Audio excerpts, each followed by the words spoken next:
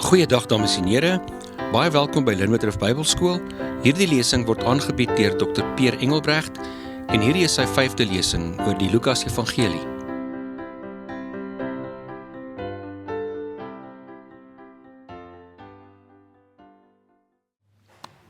Maar dit is 'n voorreg om weer hier te wees, die reis wat ons voortsit. Ek en Elise praat net aan die begin dat ons letterlik in die begin of in die middel van ons reis is. Dat ons nog 4 weke oor het en ons het 4 weke agter ons. So na vandag is ons oor die kruin van die meerderheid. En dit is 'n voorreg. Dankie vir elkeen van ons wat hier is om die koue te trotseer. Dit is ook Pinksterweek, so ek weet ook dit is 'n vol kalender in ons gelowiges se lewe. Maar om met God se woord besig te wees is 'n voorreg. Kom ek gaan vir ons voor en ons vra ook die Here se seën vir ons geleentheid. Ons Vader wat in die hemel is, dankie dat ons weer bymekaar kan kom en kan weet U is die eregas. U is die eregas van die begin van hierdie reis af en ons weet U gaan ons ook nie alleen laat nie. U ontmoet ons hier waar ons is en U bly en woon by ons, in ons, deur die Gees wat U vir ons gegee het. So weet ons U gaan hierdie reis saam met ons voortsit tot die einde toe. Dankie vir die voorreg. Dankie dat ons weet, ons hoef nie self die woord oop te maak en self te probeer uitvind wat daar staan, of die regte kennis hê of slim genoeg te wees nie. Maar dis alles te dank aan U Gees wat U woord uitlê, U Gees wat U vir ons gegee het, wat hierdie woord op ons harte skryf. En laat dit ook so vandag wees, Heer, laat U praat deur die woord en laat ons as die dienaars luister. Amen. Ons reis deur Lukas is waar ons nou by week 5 is. Ons het tot dusver gekyk, ek het ons gepraat van die blokke, as ons die groter verhaal kan indeel in blokke, was die eerste paar blokke, die blok 1 of Lukas 1 en 2, het gefokus op Jesus se geboorte, die aankondiging van sy geboorte, die rol van die Heilige Gees gesien, as ook God wat sy boodskappe stuur, om te bevestig die rol van Jesus in God se plan, as ook die rol van Johannes die Doper in God se plan. Ons het toe ook gesien hoe sy aardse bediening begin, Lukas 3:4, en die begin daarvan is nog nie amptelik nie, maar hoe die nuwe koninkryk aanbreek, die geboorte en die aankondiging dat Jesus gaan God se koninkryk kom beliggaam, kom wees, kom oopbreek vir ons.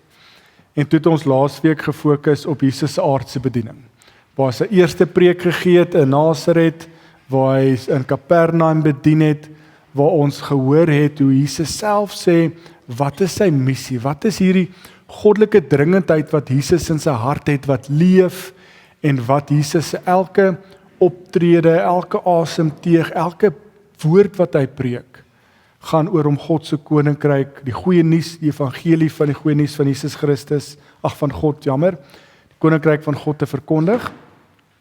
En toe het ons laasweek gesien hoe Jesus beweeg in en rondom Galilea, wat ons kan sê dis die eerste afdeling of die eerste deel van sy aardse bediening. Ek sê eerste deel want van vandag af reis Jesus na Lukas toe. Reis Lukas en ons saam met Jesus na Jerusalem toe. En dit is dan hierdie groot reis wat ek in my kop maar net indeel, is my lineêre brein, van die tweede afdeling of die volgende fase van Jesus se aardse bediening. Ons het gesien dat die in en rondom Galilea was een van die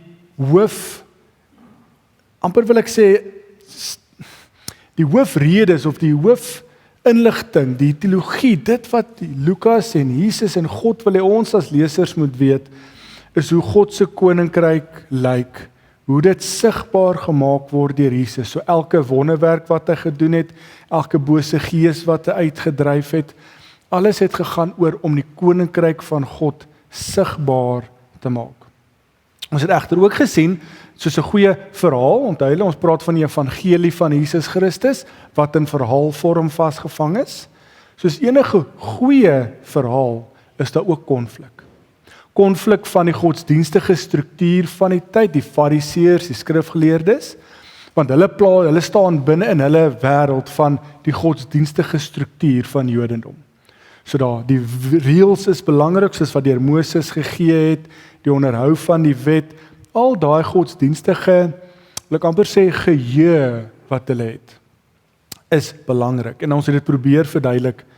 En konstant as Jesus byvoorbeeld op die Sabbat genees, of as Jesus iemand se sondes vergewe, dan kom ons daai konflik agter, of ons word gekonfronteer met daai konflik. Want die Fariseërs sal sê, maar wie dink jy is jy? Slegs God kan sonde vergewe. Dan sê Jesus, maar presies dit. Maar Peer se vertaling. So God se koninkryk en Jesus se rol in God se koninkryk word meer sigbaar. Nou vandag is 'n groot reis. Ons moet ons koffies reg hê en alles reg hê om die reis aan te pak.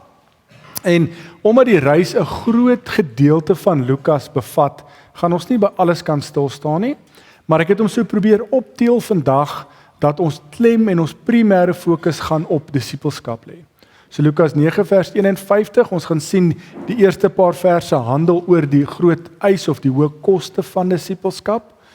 En dan gaan ons sien hoe Jesus reg deur preek en bedien en reis, en dan so op die einde van Lukas 14 of waar ons gaan eindig Jesus weer met hierdie oproep tot disippelskap. So dit is ons groot reis vandag. Maar voor ons die reis voortsit, kom ons lees Lukas 9 vers 51, dat ons kan vir mekaar sê, hoekom kan ons literêr gesproke sê dat hierdie 'n volgende fase, die begin is van 'n groot reis. Lukas 9 vers 51. Toe die tyd nader kom dat Jesus in die hemel opgeneem sou word, het hy vasbeslote die reis na Jerusalem begin. So onthou julle, Lukas 2, toe Jesus as kind in die tempel was, toe sê hy, ek moet besig wees met die dinge van my Vader. Lukas 4, na hy in Kapernaum bedien het, die dorpsmense om daar wil hou, toe sê hulle, ek kan nie by hulle bly nie, ek moet die evangelie gaan verkondig aan die res van die nasies. So dis daai goddelike dringendheid, onthou julle daai woorde wat ons mekaar gesê het. Ons het gehoor dat Jesus al reeds vir sy disippels gesê het, hoe sy eindbestemming lyk. Hy moet oorgelewer word, hy moet ly, hy moet sterf. Ons het gelees met Jesus se verheerliking op die berg, toe was Moses daar, die verteenwoordiger van die wet, Elia, die verteenwoordiger van die profete, Jesus, Petrus, Jakobus, Johannes, die vroeë kerk, toe daar God ook op. Sê, hier is my geliefde seun, luister na hom.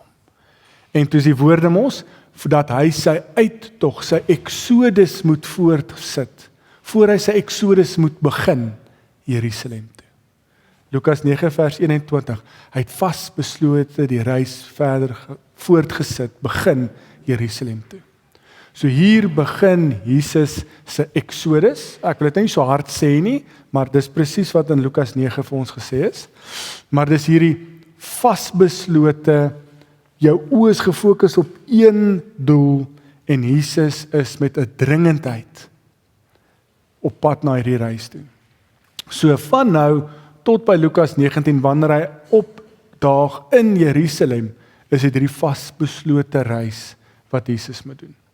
So dit is die wegspringblok, dat alles wat nou gebeur, van Lukas 9 tot 19, gebeur as 'n reisverhaal. 'n Reis, Jesus is besig om te reis. In Kapernaum in Galilea het hy nog bietjie in Kapernaum gebly, bietjie bedien, rondbeweeg, dalk was hy weer in Betanië, bedien, rondbeweeg, maar hier is Jesus konstant op reis, doelgerig na eindbestemming toe. Nou dit is vir ons baie, baie belangrik. Dis ook vir Lukas 'n baie belangrike literêre, maar ook 'n teologiese lyn. As jy mooi Lukas gaan lees, dan gaan jy agterkom, daar's baie geleenthede, wat Lukas self die woorde gebruik, Jesus was op die pad. Jesus het verder gegaan, Jesus was op reis. So regter die evangelie is daar heeltyd twee woorde in Grieks wat gebruik word vir hierdie. Hodos is die pad, Jesus was op die pad, of nou 'n ander woordjie vir Jesus het gegaan, hy was op reis, hy het beweeg. So Jesus is in Lukas die reisende Jesus, die een wat konstant aan die beweeg gaan. Maar weer eens, nie net om te reis nie, dis nie net om jou kar te klim en te kyk waar eindig jy nie. Nee, Dis soos as jy jou kar pak en as gesin, julle moet by die eindbestemming, julle moet by die see uitkom. Jy moet ons versigtig wees, dat my pa was altyd eet van, niemand mag hier stop vir 'n toiletbreek. Nou, ons moet daar uitkom, ander kar gaan ons verbyvat. Jesus is nie so nie. Ek lag, want ek neem maar dit was nie net my pa wat so is nie. Is julle ook so? Moenie so wees met julle kinders nie. Of sy trauma nog steeds van dit. Maar saam met die Here kom ons ook deur dit. En ek bedoel dit nie sarkasties nie. So Jesus is op hierdie groot reis. Hy is deur die eindbestemming en elke liewe enkele plekkie wat hy gaan besoek is doelgerig, intentioneel. Hy skeep nie mense af soos my pa om by die eindbestemming uit te kom nie. Dis die punt. Hy sien mense se nood. Wil nie te ver in hierdie metafoor ingaan nie, maar julle sal dit verstaan. Jesus sien die nood, Jesus sien hoe mense gebroken is, hy sien waar God se koninkryk moet aanbreek. So op die reis, die mense wat hy op pad kry, die mense by wie hy oorstop, is alles deel van God se plan en hoe Jesus God se koninkryk sigbaar maak vir die mense. Maar 'n volgende vers, ons het nou gelees, ek het laasweek eintlik al reeds gelees, toe stuur hulle boodskappers uit Samaria toe. Ons moenie daarin inlees nie, want ek dink die punt is net, Jesus is vasbeslote uit sy oë gerig Jerusalem toe. So dis hoekom Lukas net daarna sê die Samaritaanse dorp wou hom nie verwelkom nie. Net om te sê, omdat hy op pad is Jerusalem toe. Maar net daarna sê ons, wat is Jesus se eerste preek, sy eerste woordverkondiging, net nadat ons nou weet, hy vat hier, die kar is gepak, en ons is nou vasbeslote op pad Jerusalem toe. Lukas 9, vers 57 tot 62. Terwyl hulle op pad was, weer eens daai woordjie, hodos, so Lukas gaan ons konstant herinner, Jesus is op pad, Jesus is aan die beweeg, hulle het gegaan, om ons te herinner, Jesus is doelgerig om met hierdie groot reisverhaal. Terwyl hulle op pad was, sê iemand vir hom, ek sal u volg waar u ook al gaan. Nou, dink net vir 'n oomblik. Ons probeer op vars, nuwe maniere hierdie evangelie lees. Ons verstaan nou die literêre ontvou hiervan, ons verstaan Jesus is op pad Jerusalem toe. Ons het alreeds gehoor hoe Jesus gesê het, hoe sy eindbestemming lyk in Jerusalem. So Jerusalem is nie net om daar te gaan vakansie hou nie, is nie net om daar op te daag nie. Dis waar hy gaan moet ly, oorgelewer word, moet sterf. Nou kom iemand en sê, terwyl jy so op pad is, ek sal u volg. Dis die mooiste teologiese taal ooit. Jesus is op pad, so ek sal u volg, waar u ook al gaan. Nou dink vir 'n oomblik, dink julle miskien hierdie persoon weet wat hy sê? So kom ons wees eerlik in die sosio-historiese konteks van die tyd, wat ons heeltyd vir mekaar sê, wat was die godsdienstige geheue wat hulle gehad het? Daai persoon het nie geweet dat Jesus gesê het waar sy eindbestemming is. Hy het nie geweet 10-1 hoe sy eindbestemming lyk nie. Maar vanuit sy verwysingsraamwerk sê hy, ek wil jou volgeling wees. Jy's 'n rabbi, mag ek jou volg? Dit is 100% 'n baie legitieme vraag in die antieke tyd. So Jesus begin meer volgelinge kry, maar dit is nie volgelinge soos die meerderheid rabbies in Jesus se tyd, of die rabbies in Jesus se tyd nie. Ons weet nou, Jesus is meer as net 'n rabbi. Hy's meer as net 'n rabbi wat goed kan preek, of hy's meer as net 'n rabbi wat wonderwerke kan doen. Ons as lesers weet, hy's die seun van God, maar nou help hierdie persoon ons met hierdie vraag, en kom ons kyk hoe antwoord Jesus hom, om vir ons 'n dieper verstaan van volgelingskap te gee. Nou, dis disippelskap. Nou kom ek dadelik met die voet in die deur. Die hele Lukas 9 tot 19, die hele reisverhaal, is Jesus en Lukas, deur Jesus, wat vir ons sê, kom ons doen die pad, die reis van disippelskap. So vir Lukas, die evangelieskrywer, is disippelskap iets van hoe jy Jesus volg. So ek hou meer van om te sê, in Lukas praat ons van volgelingskap. Hoe volg jy Jesus? En dit is teologies belangrik, want Jesus is op reis, hy het 'n goddelike dringendheid, hy het 'n eindbestemming. Hoe ryk is dit vir ons as gelowiges, wat nie weet, maar ons wil nou Jesus volg. Ons wil 'n disipel wees. Hoe lyk dit as ons 'n disipel is? Ons reis saam met Jesus. Ons weet hoe ons eindbestemming lyk, maar ons volg Jesus en in die volgproses leer ons. Dis ons deel van die leerskool van Jesus waar hy ons skaaf, skuur, vorm om 'n disipel te wees. So die hele Lukas en vandag se hele les gaan eintlik oor disipelskap. En ek hoop ons gaan dit sien, ek hoop julle sal saam met my stem die einde van die les, want konstant herinner Jesus, daar's mense wat Jesus wil volg, en dan bring Jesus vir hulle amper heroriënteer, of gee hulle 'n nuwe definisie van disipelskap. Om te sê, ek is nie net 'n normale rabbi nie. As jy my as Jesus wil volg, hoe disipel lyk. In die antieke tyd, ek het dit vir julle gesê, as jy 'n rabbi volg, of as 'n rabbi sê jy is goed genoeg om hom te volg, dan volg jy of jy leer sy wette, hoe hy die wette interpreteer. Wat doen Jesus? Hy sê, volg my. Jy volg 'n persoon. Nie 'n lering nie, nie dogma nie.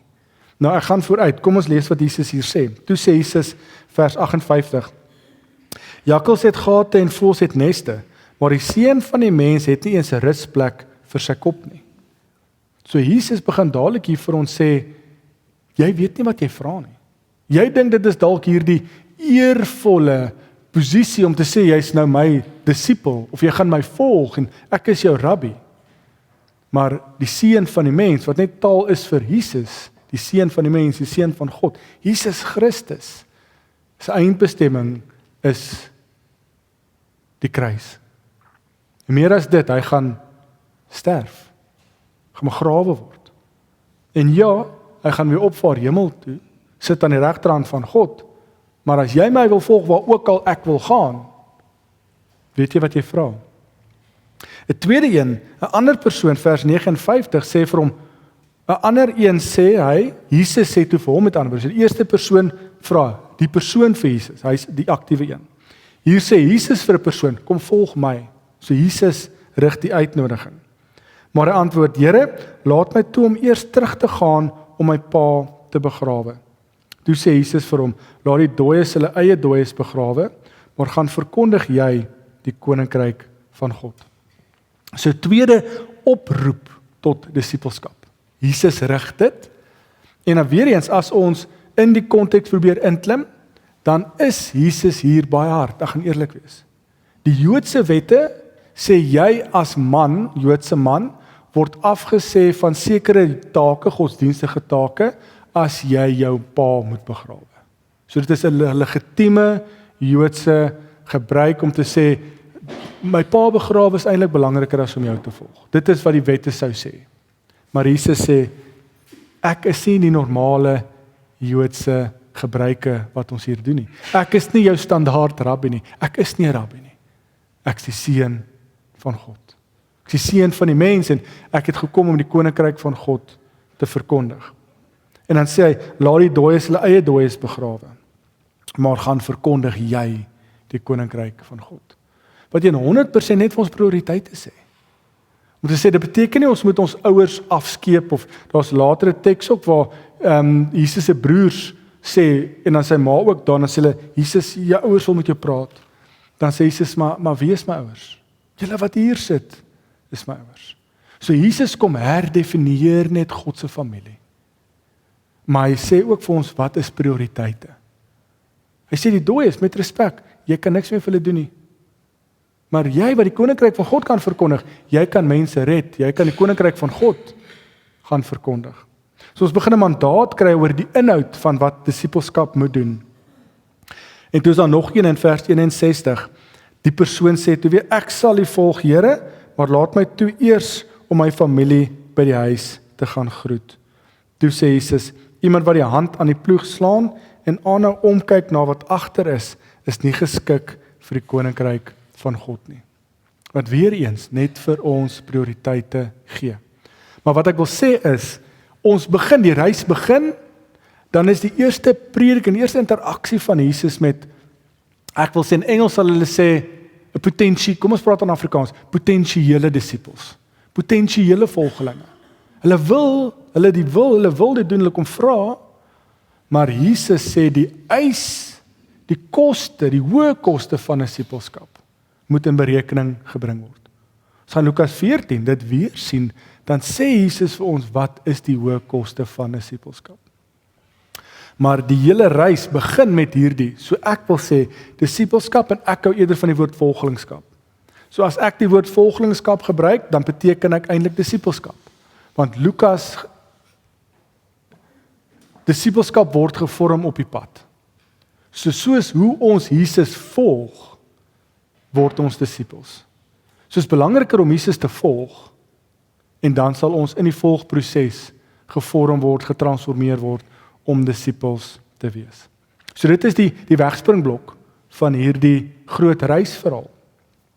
En ook 'n rede hoekom ek kan sê, of hoekom ek dink persoonlik Lukas sien disippelskap of volgelingskap as dit wat gevorm word op die pad, is as ons net hierna Lukas 10 lees. Dan sien ons hoe 72 of 70 mense, afhangende van hoe die manuskripte lees, party manuskripte sê 70, ander sê 72, ek dink dit is nie noodwendig belangrik om uit te vind of dit 72 of 70 is nie. Maar kom ons lees die verhaal en dan gaan ons op 'n volgende fase, 'n dieper fase ingaan oor wat Jesus sien as disippelskap en wat die rol van disippelskap met Jesus se reisverhaal.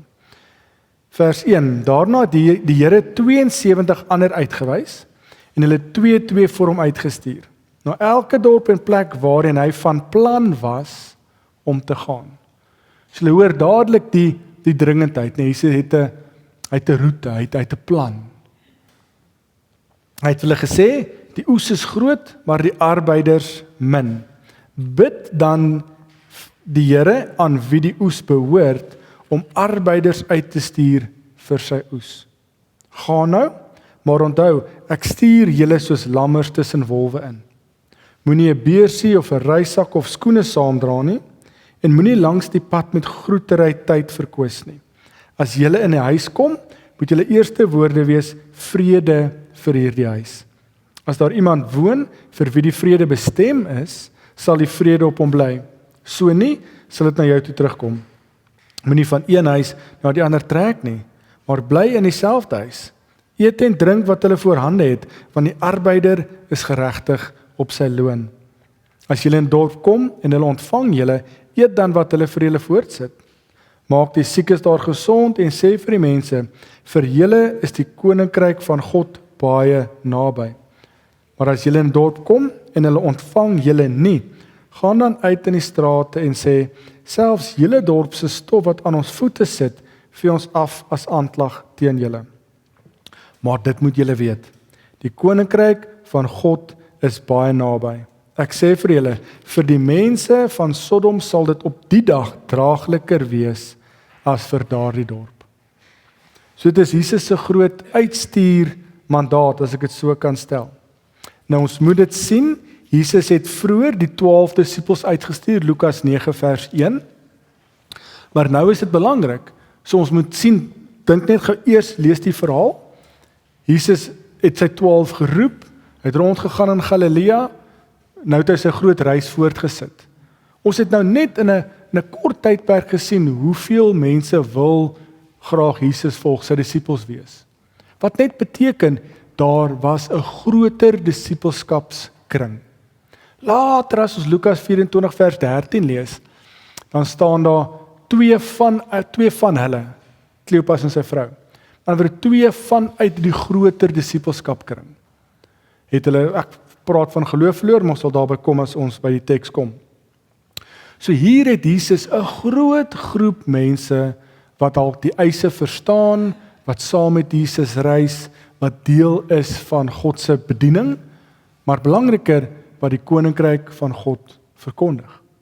Maar nou kom hulle agter, net in 'n paar verse, hoeveel keer het Jesus die inhoud gesê van wat 'n disipel moet doen? Gaan verkondig die koninkryk van God. So nou, dis asof die span word groter.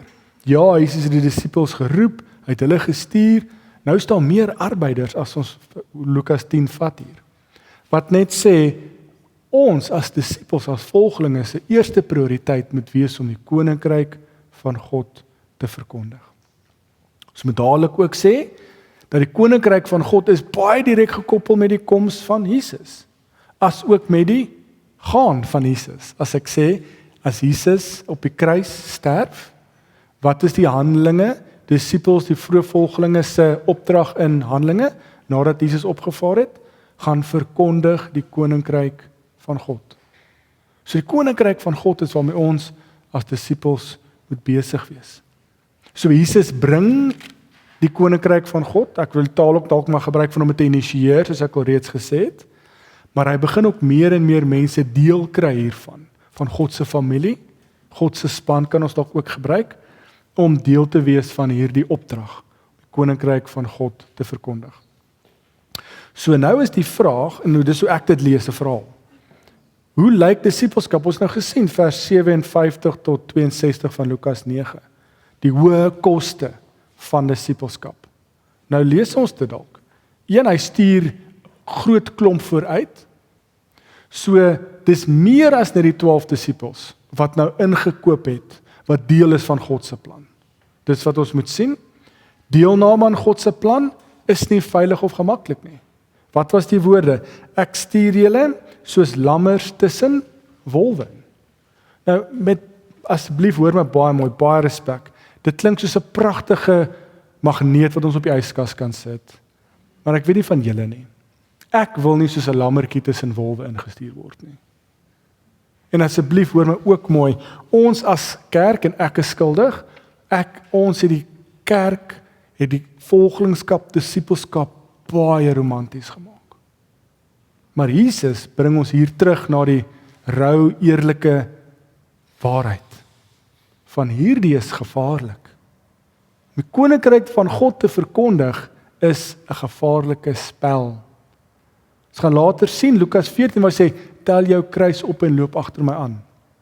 Dis weer, ons maak hierdie mooi taal, en selfs as jy in Jerusalem loop, kan jy vandag nog 'n kruis loop en die Via Dolorosa loop, en ek verstaan hoekom dit 'n behoefte is.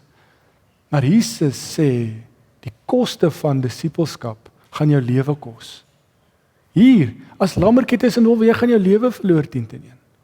Die koste van disippelskap is hoog, en dit is nie gemaklik nie, dit is uit ons gemaksone uit. Dis hoekom hy vir die vorige 3 ook gesê het, ag Here, ek wil U volg, maar ek eers gaan my ouers baie sê, hy nooi ons uit ons gemaksone uit. Tweedens, ek dink die rol van gebed moet ons ook nie onderskat nie, want ons sê in vers 2, vra dan vir die Here aan wie die oes behoort, om arbeiders uit te stuur. So om 'n disipel te wees, 'n volgeling te wees, beteken ons moet konstant besig wees om in ons verhouding met God te staan, sentraal te staan. Dit is die lewenslyn wat ons moet hê. Ons is afhanklik van God. Ons koop in God se plan, ons koop in God se visie en is 'n voorreg. Ja, ons weet wat die kostes is. Dis nie vandag se tyd Jesus met respek, is nie skelm en steek die moe kostes hier weg in 'n kontrak met fyn skrif en moet ons eers ons leesbrille opsit voor ons dit kan sien nie. Jesus sê nee, dis wat dit gaan kos om my te volg. Ja of nee? Maar ons doen dit nie alleen nie. Ek kan dit bietjie vooruit hardloop en ek dink vir Pinkster is dit baie gepas. Handelinge 2. Pinkster. God stuur sy gees. So die disippels wat later die apostels word in Handelinge, doen dit nie alleen nie. God is so goed, so liefdevol, hy gee sy gees. Wat sê 1 Korintiërs 3:16 wat sê God se gees kom woon in ons. So God los ons nie alleen en sê gaan nou verkondig die koninkryk van God of julle is nou lammers tussen wolwe in, maar ek stamp julle in diepkant en kyk hoe probeer julle swem nie. Nee. God is so goed, so liefdevol dat hy ons ontmoet waar ons is, hy bly saam met ons en hy motiveer ons ook om so deel te wees van sy koninkryk, om dit te verkondig. Om Jesus te volg is belangrik, ek het dit nou al reeds gesê, so volgelingskap is om Jesus te volg. Nou, wat ek dink Lukas hier doen, en soos ek sê, ek lees nou al reeds in my kop Lukas 14 in, maar Jesus se pad is een van lyding. Dis een van dood.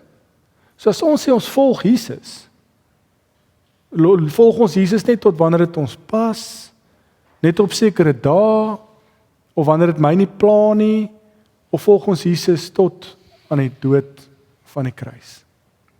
En ons sien dit, as ons die tekste lees, dat net die 12, dalk nie eers almal nie, was by Jesus, toe hy homself doodgeloop het aan die kruis. So die meerderheid van hierdie groot skare, disippels, volgelinge, het nie die hoë koste van disippelskap verstaan nie. En toe dit die koste te hoog geraak, dus hulle sê, hierdie is nie vir my nie, ek gaan eerder huis toe. Maar Jesus herinner ons konstant daaraan. Deel van hierdie reis, om deel te wees van God se koninkryk, dis God se koninkryk, met ander woorde, God is die een wat die arbeiders bemagtig, dit is sy oes, ons moet God se koninkryk verkondig, ons het die voorreg om dit te doen, ons bereken die koste, ons volg Jesus, die rol van gebed, ek dink hier, juis voordat die Gees hier uitgestort is die rol van gebed, daai verhouding belangrik. Ek voel ons kan as gelowiges vandag die rol van die Gees verseker inbring, maar ook daar's 'n radikale afhanklikheid. Ek dink dis hoekom hy hier sê, moenie 'n beursie of 'n reissak of skoene saamdra nie. Daai teks is nou uit my kop uit, maar ek dink Lukas, is dit 21:22, dan is daar 'n ander gedeelte waar hy sê, vat 'n swaard saam, of vat 'n beursie saam. So hy weerspreek homself bietjie daar. Ons sal by daai teks, as ons die dag by hom stil staan, die kontras tussen die twee sien. Maar hier gaan dit oor, Jesus is nog hier. Jesus is by hulle. Hy is die leermeester, hy is met baie respek, dis is hoe my brein werk metafore. Hy is soos die professor, as jy medies gaan swat en jy word 'n chirurg. Hy is iemand vir jou wys hoe om dit te doen. Dan die tweede een staan hy terug en kyk hoe jy dit doen. Jesus is nou hier en hy kyk hoe die disippels hier uitgestuur word. Hy wys dit vir hulle, Lukas 4 tot Lukas 9. Hier stuur hy uit en sê, gaan doen dit nou self. Voordat hy opvaar hemel toe, en hy ook sy helper gee, om ons as te ware te bemoedig om dit weer te doen. Ek dink die rol van vrede is ook iets wat ons baie belangrik moet sien, dat vrede in die antieke tyd, of ons kan nou maar shalom in die Hebreëus vertaal, of vrede hier, is dat jy baie keer, ja, in die antieke tyd was vrede 'n teken van openheid, maar ook so 'n teken van, jy's nie 'n vyand nie. Ek dink die beste beskrywing dalk is dit Johannes, waar is Jesus, is dit Johannes 20, waar Jesus klaar opgewek is uit die dood, en die disippels staan agtertoe deure toegesluit in Johannes. Dan is hulle mos bang, dan staan Jesus iewes skielik tussen hulle. En wat sy eerste woorde? Vrede vir julle. So dit is die mooiste beskrywing. Hoekom? In die antieke tyd, as jy iemand sien loop het, dit is 'n vreemde wêreld, in die sin van, jy's buite jou dorpie, en jou dorpie ken jy almal, is kollektiewe gemeenskap, maar as draai jy op reis is, en jy sien iemand aan die ander kant aankom, ek weet nie of hy 'n vyand is nie, ek weet nie of hy my gaan beroof nie, daai wêreld was rof, dis regtig, jy loop nie alleen, jy word beroof, die barmhartige Samaritaan wat ons hierna gaan doen, is 'n realiteit. So wat is die eerste teken wat jy as vreemdeling doen as jy nader kom aan mense? Vrede vir julle. Jy steek jou hand uit. Regterhand, hoekom? Regterhand is jou swaardhand, dis jou beklei hand. So as jy met jou linkerhand doen, die realiteit van die tyd, dis jou toilethand. So jou veghand is altyd regs, eethand regs, veghand, eethand, groethand. So jy loop en jy sê vrede vir julle, dat ek kan sien, ek het nie my swaard en ek is besig om jou aan te val nie. So is 'n teken van ek kom in vrede, ek is nie 'n vyand nie, kom ons reis saam. Want hopelik is die saamkoms daar, en dan in die reis is daar nou 'n bietjie van 'n spel om te kyk, okay, is die persoon deel van my gemeenskap, kan ons hom insluit, of is hy nog bietjie, moet ons hom uitsluit, en dan na die reis kan jy besluit, okay, hy's 'n vriend, of nie vyand nie, maar ons kan net ons paai gaan. So dit is belangrik, hoekom? In die antieke tyd, nou is jy 'n sendeling, dis eintlik die eerste sendeling hier. Nou in die antieke tyd, jy gaan klop in iemand se deur en sê, ken jy vir Jesus nie? Nee, jy doen dit nie. So jy kom in 'n vreemde dorp in, jy's klaar buitestander, so mense gaan klaar met baie sensitiewe oë en ore na jou kyk. So nou kan klop jy aan deure, en nou is vrede belangrik, om te sê, ons kom in vrede. Wat die konteks van die tyd vir ons verduidelik, hulle kom in vrede, God se koninkryk is vrede, God se koninkryk is goed, dis nie afbreekend nie.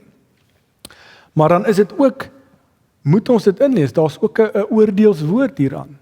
Van as die mense toelaat dat jy by hulle bly, great, bly by hulle. Eet wat hulle vir jou gee. Dit is my so mooi evangelies. Ons kan later dit inlees, is dit Handelinge. Nou is daar teks in my kop uit waar Petrus bid en dan kom die laken so vol onrein diere op hom neer en dan stuur die gees te Kornelius ook. En hoekom ek dit sê is, in die vroeë tyd was dit wat jy eet belangrik. So as Jood is jy dadelik, ons eet net rein kos. So hierdie is maar eintlik al reeds iets van evangelie om te sê, dit gaan nie oor wat jy eet nie. Dit gaan oor saam met wie jy eet. En Jesus probeer hierdie al klaar eintlik vir ons, ek voel sterk dit. So hy sê, bly by hulle en eet wat hulle vir jou gee. Hy sê, moenie reis van een plek na 'n ander plek nie. So dis iets van bou verhouding met die mense. Maar ook so is die realiteit daar, en hy praat ook nou van die loon, van arbeiders se loonwerk, maar dan is die oordeel ook daar. As iemand jou nie wil aanvaar nie, God se oordeel sal op hom wees. En dit is my belangrik, want ek dink, en weer eens, ek is skuldig aan dit, ons preek God se genade, dis dalk die pendulum, want ek het groot geword in 'n kerk waar die genade was nie daar nie, jy preek eerder God se oordeel, dat ek dit sensitief stel, en toe is die pendulum nou 'n bietjie meer hier, van nou is dit amper als is genade, dit is, maar ons moet daai balans kry om te sê, ek weet die beste woorde vir my, ek het al baie gesê, so jammer as ek herhaal, Dietrich Bonhoeffer, 'n Duitse teoloog, het dit gesê, ons maak genade, God se genade, goedkoop. As jy aanhou sondig, aanhou struikel, en nie kies om dit te doen, maar ek gaan sê, o, die Here is genadig, hy sal my vergewe. Hy sê, daar is 'n hoë koste aan genade. God het sy seun gestuur, hy het vir ons gesterf. Nou gooi ons dit terug in sy gesig, en sê, hy sal my vergewe as ek weer die kat in die donker knyp, dieselfde een weer oor en oor en oor. So wat ek wil sê is, hier, daar is ook 'n realiteit, en hierdie gaan meer oor eskatologie, het gaan nie oor sonde nie, eskatologie gaan oor wanneer die Here weer kom, die finale oordeel, dit is 'n realiteit. En hy sê, jy, as hulle nie by jou wil hoor nie, dis reg, vee die stof van jou voete af, en sê, God se oordeel sal hulle tref.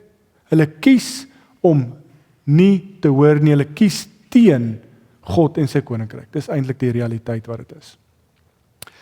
So daai oordeel is belangrik, of oordeelshard, maar ek dink die woorde wat hy sê is mooi.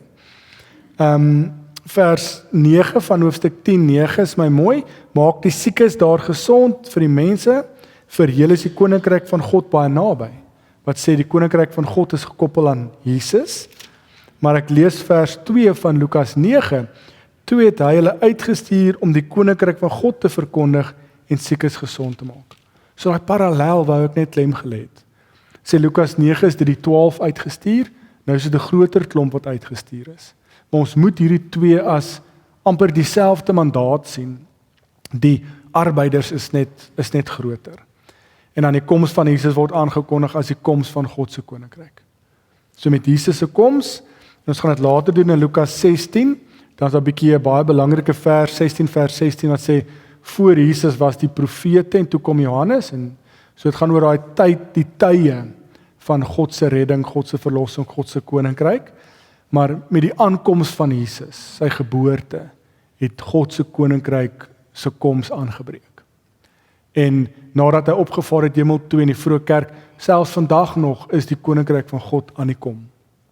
Wat beteken, Jesus het gekom, ja. En ons kan 'n bietjie meer Paulus hier inlees, maar ek dink as ons dink aan God se koninkryk, dan is dit moeilik om te verduidelik nie, maar hoe my brein dit doen, is Jesus het gekom en die koninkryk verkondig. Hy het vir ons fisies kom wys, mense wat siek is gaan genees word, mense wat gebrek ly gaan genees word, mense wat dood is gaan die dood uit opgewek word. Die koninkryk van God gaan oor daai herstel van liggaam, maar natuurlik gees en die verhouding te hê met die lewende God. Maar dit beteken nie, dit is 100% in vol kleur alreeds hier nie. Nou wat ek bedoel met dit is, dis is my vrou wat skilder, sy laat kuns ken. Ek het nooit verstaan, as jy begin skilder, maar hoe sy skilder, is sy verf altyd die donker ondertone onder. Sy natuurlik na die prentjie wat sy wil skilder, en dan sê ek, maar ek kan glad nie sien wat jy hier doen nie. Dan elke keer kom sy met 'n ligter toon verf. Dan verf sy weer laag. Kom sy weer met nog 'n ligter laag, kom met nog 'n ligter laag. Dan bou sy die lae op teen mekaar. As jy weer kyk, dan sit hierdie absoluut asemrowend en lyk soos 'n fotoprentjie. Nou hoekom sê ek dit? God se koninkryk dink ek werk so. Nou dis ek wat dit sê, ek kan verkeerd wees, maar dis hoe ek dit verstaan. Dat God het gekom en die koninkryk verkondig, ja, het mense genees, en hoe meer disippels betrokke is, en hoe meer mense God se koninkryk verkondig, hoe meer laag verf word op hierdie koninkryk, op hierdie kunswerk, op hierdie pragtige meesterstuk kunswerk verkondig. Maar die prentjie is nog nie klaar nie. Die dag as die Here weer kom, dan gaan haar prentjie voltooi wees. Dan gaan Jesus kom en dan gaan die laaste paar, kom ons sê net maar die finishing touches opsit, om hierdie koninkryk van God vir ons. En natuurlik gaan dit oor om by God te wees. Ons kan nie sê as hemel bo onder, ek dink dit is nie die punt nie, ek dink die punt is, ons gaan by God wees. Ons gaan nie meer pyn hê nie, ons gaan nie meer ly nie, ons gaan vreugde hê, ons gaan by God te wees, gaan al die ander vrae onbelangrik maak. Dit is so ek altyd daarna kyk. Maar wat ek wil sê is, Jesus se koms is die koms van God se koninkryk. En vandag nog is die koninkryk aan die kom. Dan, as ons klaar aanlees, ek sien ek begin baie stadig gesels, laat ons die tyd dophou. Lukas 13, 10 vers 13.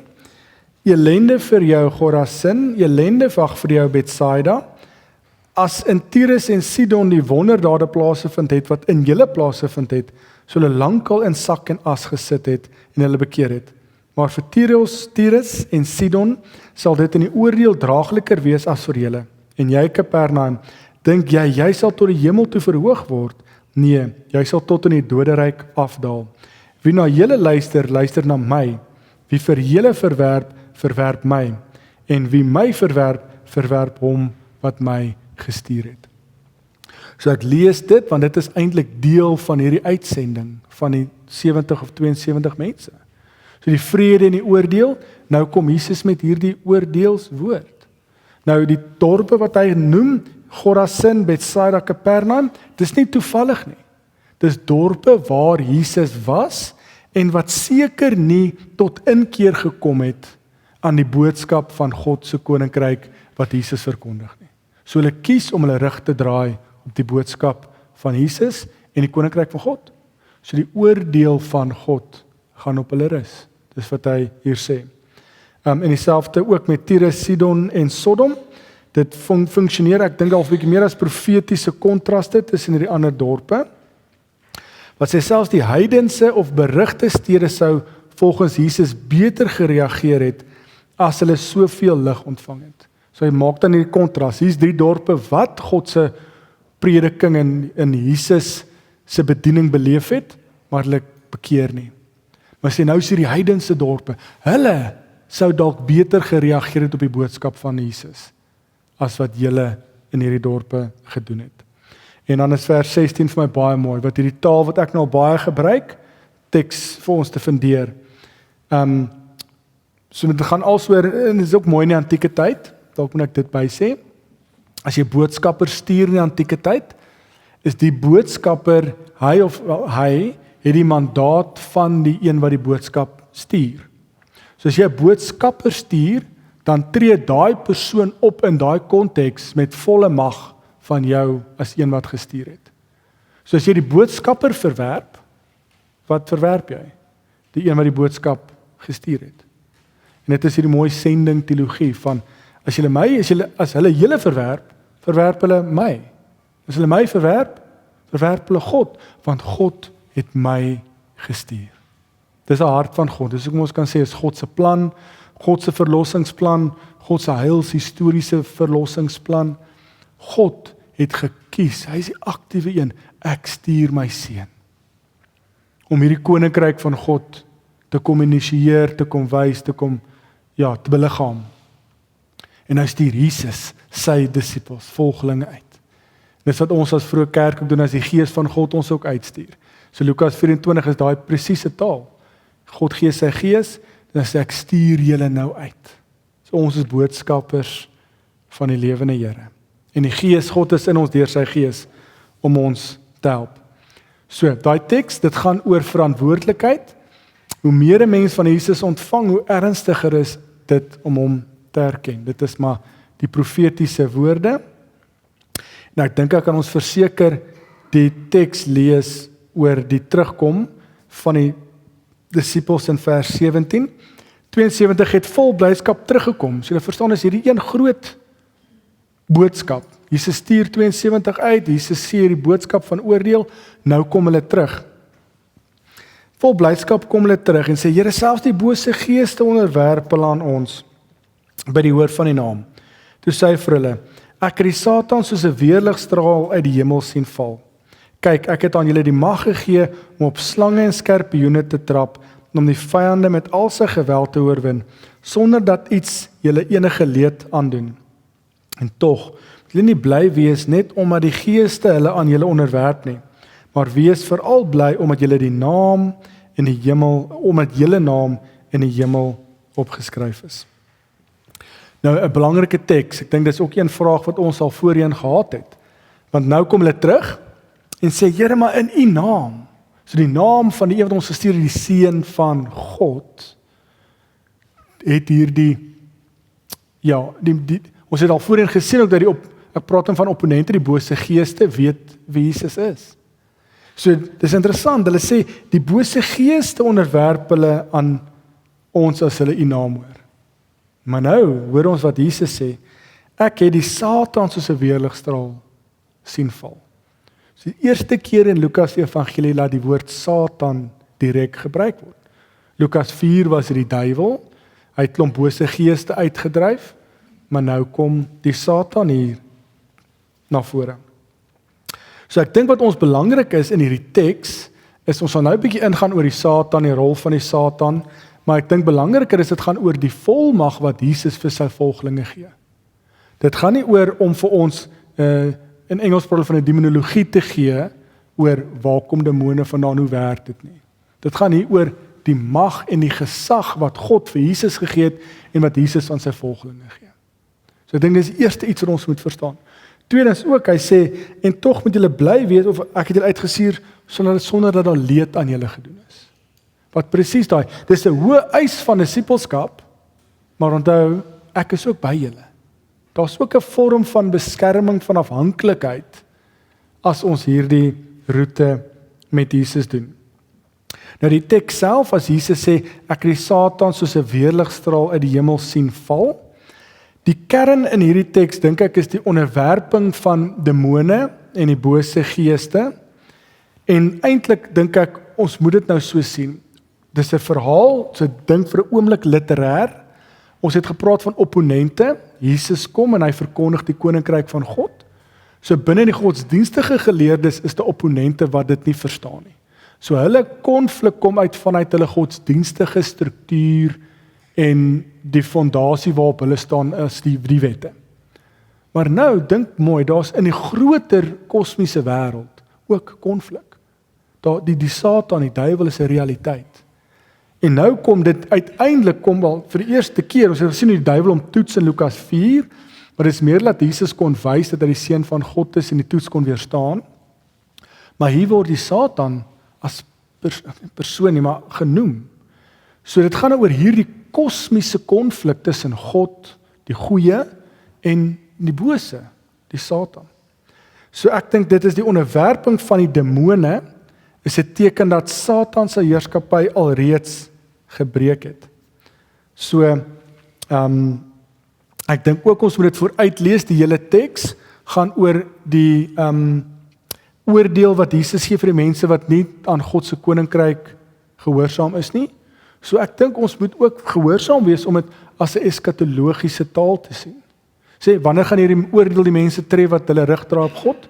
As Jesus weer kom. So ja, wanneer Jesus weer kom, of wanneer die finale oordeel gaan kom, die bose is oorwin.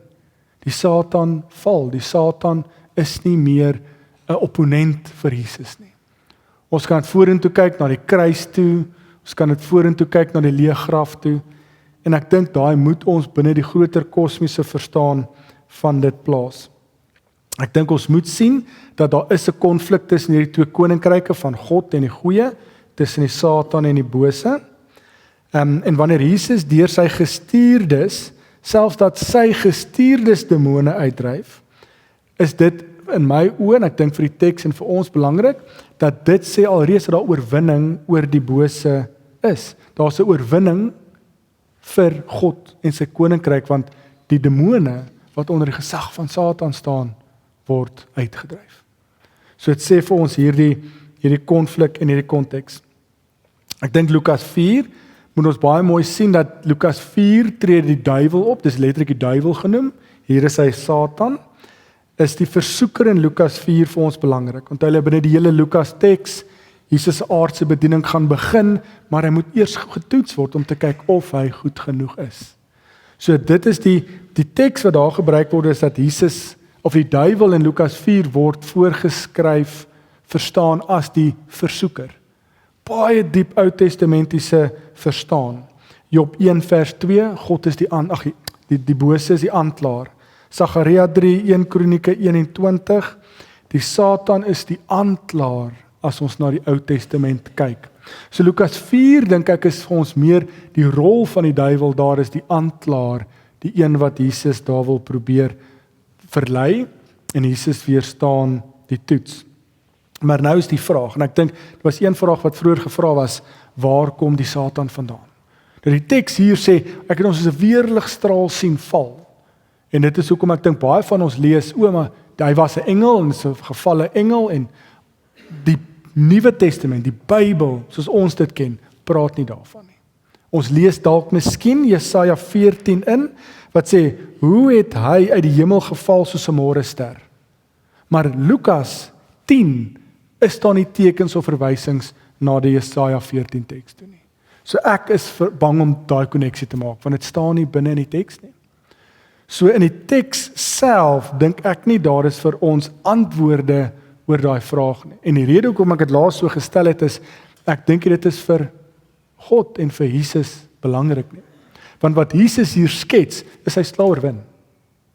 As so iemand sien val, is hy's dalk die troon, hy's dalk die koning van die bose, as ek dit nou maar wêrelds kan vertaal. So hy word afgeval, hy soos 'n koning van sy hoë troon af word hy afgeval. Hy's oorwin. Maar die teks self praat nie van sy oorsprong of waar hy vandaan kom nie. En ek is bang om Jesaja 14 in te lees om dit so te doen.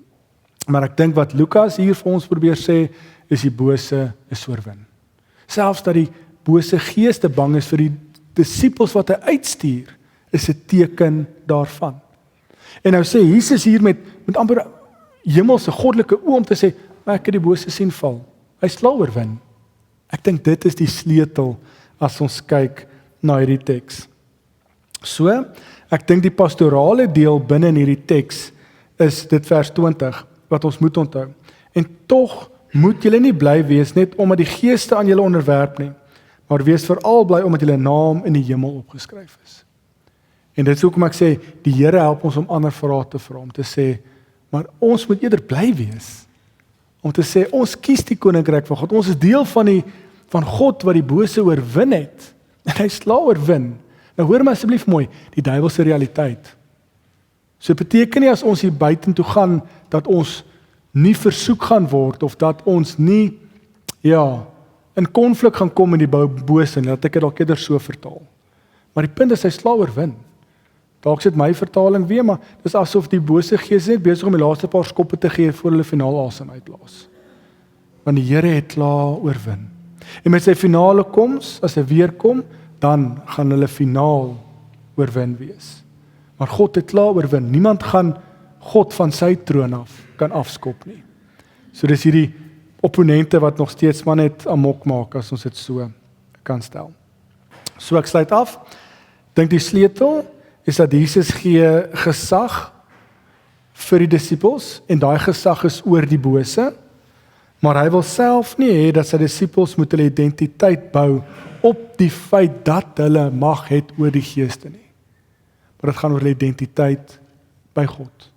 Ons naam is opgeskryf en dit moet ons vreugde wees in die boek wat in die hemel is. So vir God wat ons sy naam opgeskryf het, beteken ons is syne. Dis vir ons vreugde. Dis vir ons belangrik. Nie of ons 'n bose mag game kan speel en ons wen of nie. Ons kan, ja, maar Jesus sê, kom ons fokus op iets anders. Kom ons fokus op die positief, op die mooi, op die vreugde van ons naam is opgeskryf in die boek van die hemel. Disippels se vreugde oor die demone lei tot Jesus se kommentaar en dis wat hy hier gesê het. En ek het nou nie eers verder gelees nie. By daardie selfde geleentheid het Jesus, dalk moet ons dit dalk doen. Kom ons sluit gou net af, laaste paar sinne. By daardie selfde geleentheid, ek lees vers 21, het Jesus deur die Heilige Gees uitgejubel: Ek prys die Vader, Here van hemel en aarde, dat hy hierdie dinge vir slim en geleerde mense verberg het en dit aan eenvoudige bekendis gemaak het. Aan eenvoudiges bekend gemaak het. Ja, Vader, so was dit u genadige bedoeling. My Vader het alles aan my toevertrou. Niemand weet wie die Seun is nie behalwe die Vader. En wie die Vader is nie behalwe die Seun. En elkeen aan wie die Seun dit wil bekend maak. Toe draai Jesus na sy disippels toe afsonderlik en sê vir hulle: Hoe bevoorreg is die oë wat sien wat julle sien. Want ek sê vir julle, baie profete en konings het daarna verlang om te sien wat julle nou sien, en julle het dit nie gesien nie, om te hoor wat julle nou hoor, en hulle het dit nie gehoor nie. So Jesus sluit af hierdie groot hoofstuk 10 is een groot verhaal, een groot geleentheid waar Jesus praat. So die blydskap wat Jesus hier doen, kom nadat die disippels terugkom en sê, ouma, ons kan selfs die bose geeste is bang as ons van jou naam praat.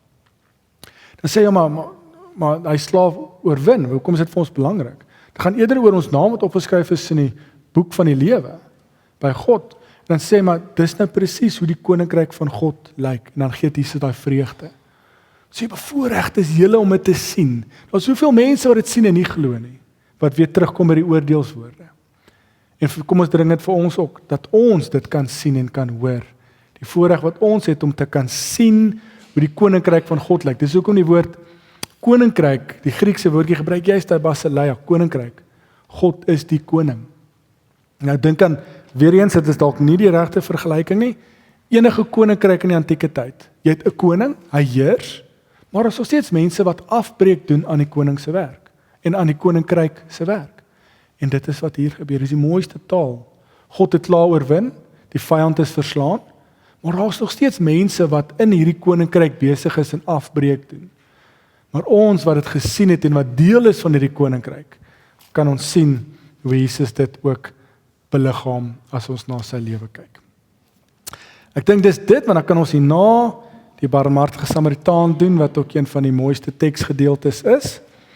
En kom ons sluit dalk af en wel die eerste deel af. Ek weet nie of daar vrae is nie, anders ek het bietjie oorgehardloop. Met die tyd kan ons dit ook hou vir dalk na die tyd. Net vra kommentaar nie. Ons wil eerder ietsie drink. OK. Kom ons breek en dan sien ons mekaar na die koffiebreek.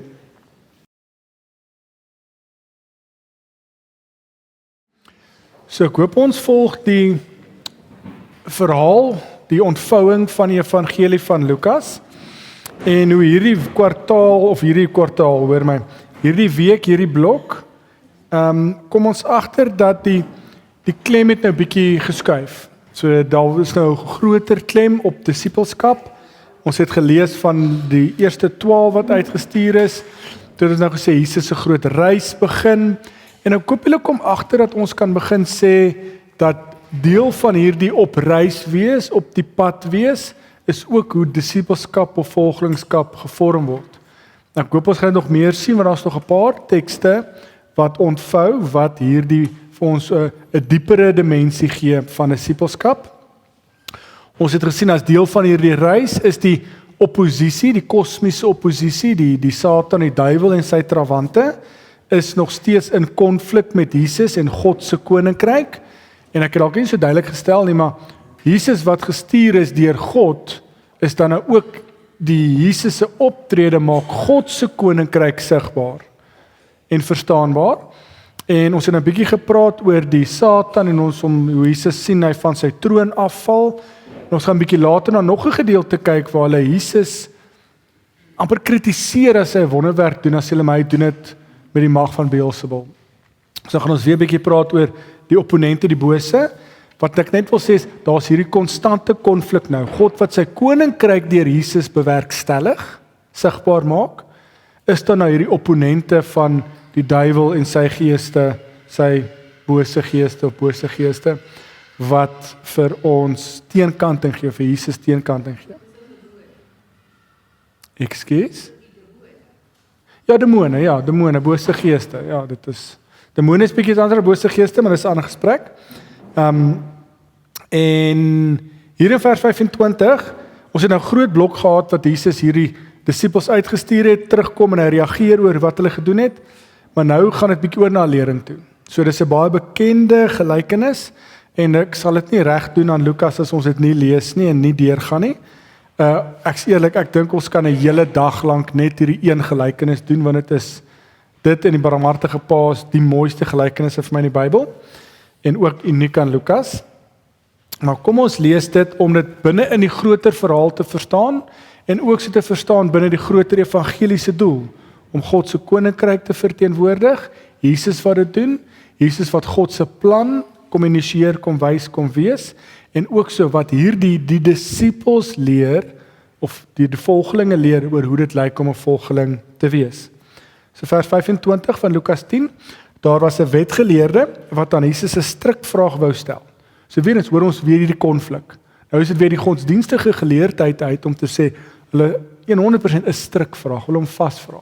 So hulle probeer Jesus op godsdienstige terme in 'n lokval laat val dat hy iets sê wat hy nie moet sê nie en dan is dit 'n rede oor hoekom hulle hom in die tronk kan gooi of om kan stil kry.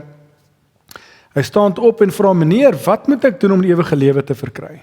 Dis 'n eenvoudige vraag, ewige lewe. Jesus sê vir hom: "Wat staan in die wet van Moses geskrywe?"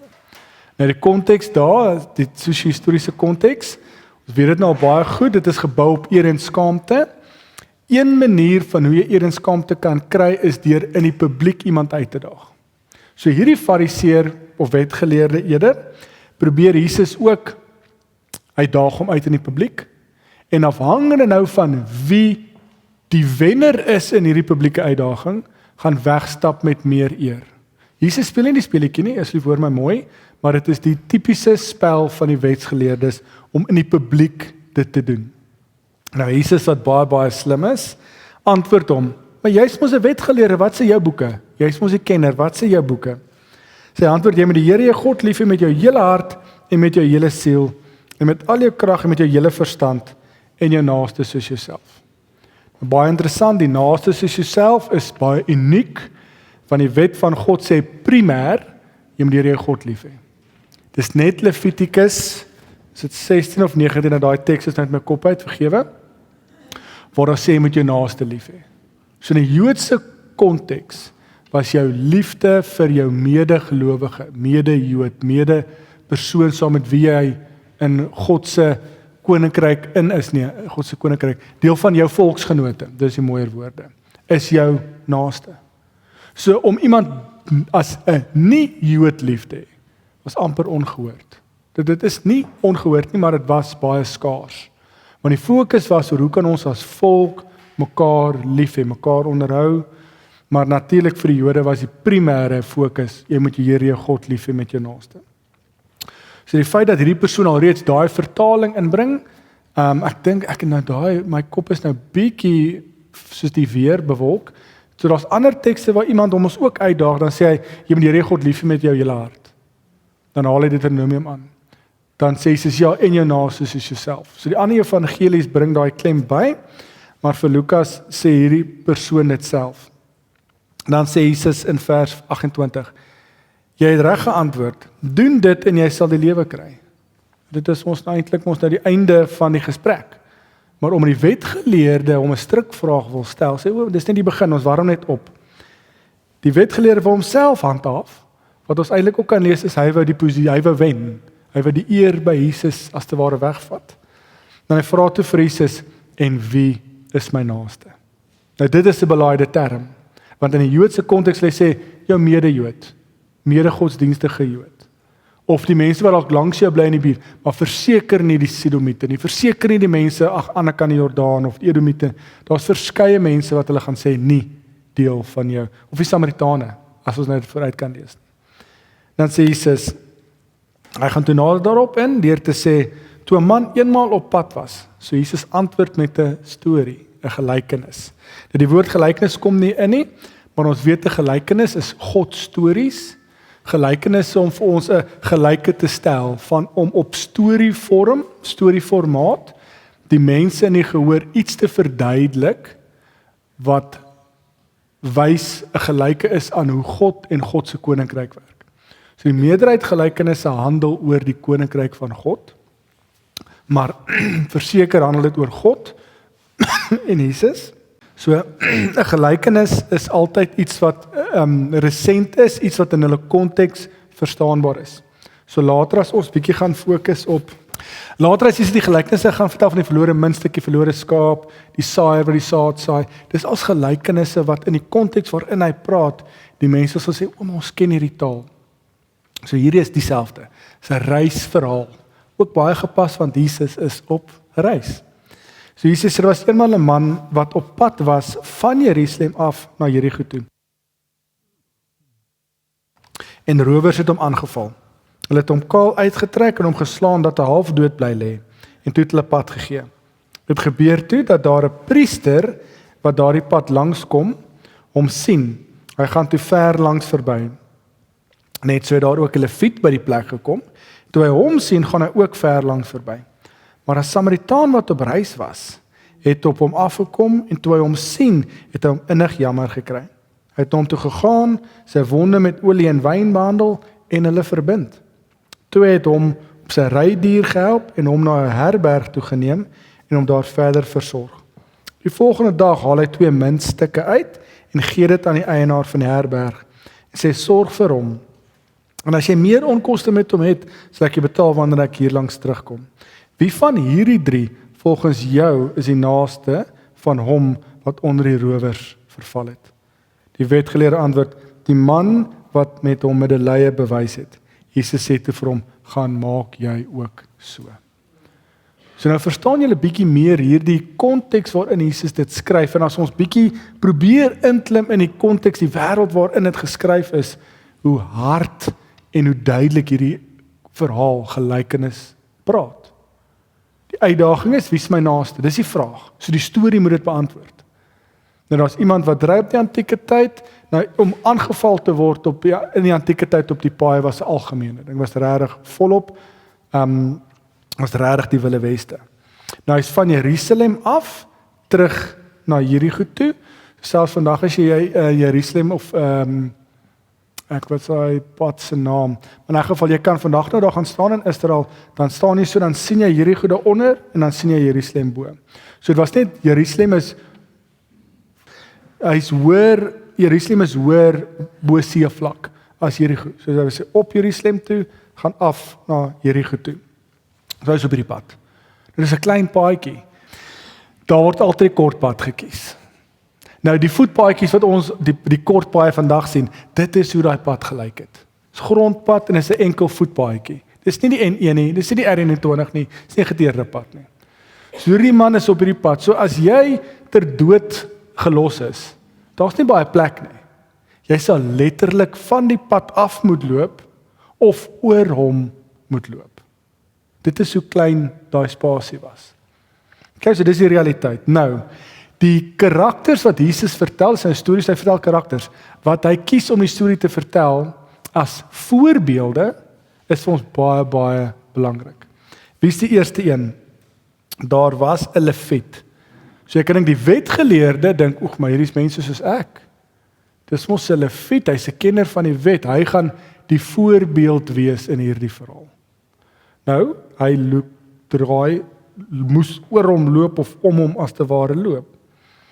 Toe kom, die leviet was nou die tweede een, ek sê jammer, 'n priester, dankie, jammer, ek wou sê, dit maak nie vir my sin nie, die priester, en ek dink mooi, as jy in Jerigo gewoon het en jy gaan Jerusalem toe, of jy is van Jerusalem af en jy loop terug Jerigo toe, is die kans goed as jy priester was, dat jy diens gedoen het in die tempel. So ons weet nie of hy huis toe gaan of op pad nie. So dit maak die storie baie mooi, want as hy op pad was Jerusalem toe, en hy kies om hom nie te help nie, wat sou sy beweegrede moontlik wees? Ek wil gaan diens doen. Nou daar was duisende priesters soos ons nou al gesien het die eerste paar weke. So die kans as jy die lot op jou val om te gaan diens doen, dis dalk miskien een in 'n leeftyd geleentheid. Nou hoekom moet ek dit opgee? Want as ek mos stop in iemand wat bloei lê langs die pad help, hy is onrein, dan word ek onrein. So ek lees dit en ons weet nie of hy op of afloop nie, maar dit maak die storie baie mooi. Dan kies hy sy diens in die tempel bo om iemand te help.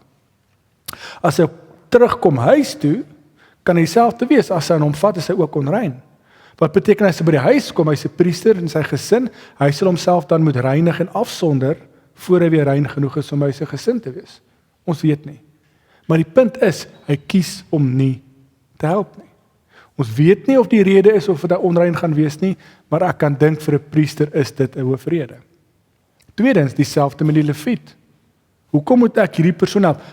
Hy's nie my vriend nie, hy's nie my kollega nie, hy is nie in my dorp nie, hy's nie in my gemeenskap nie. Hoekom sal ek hom help? Hy's 'n vreemdeling vir my. In die antieke tyd word vreemdelinge nie gehelp nie.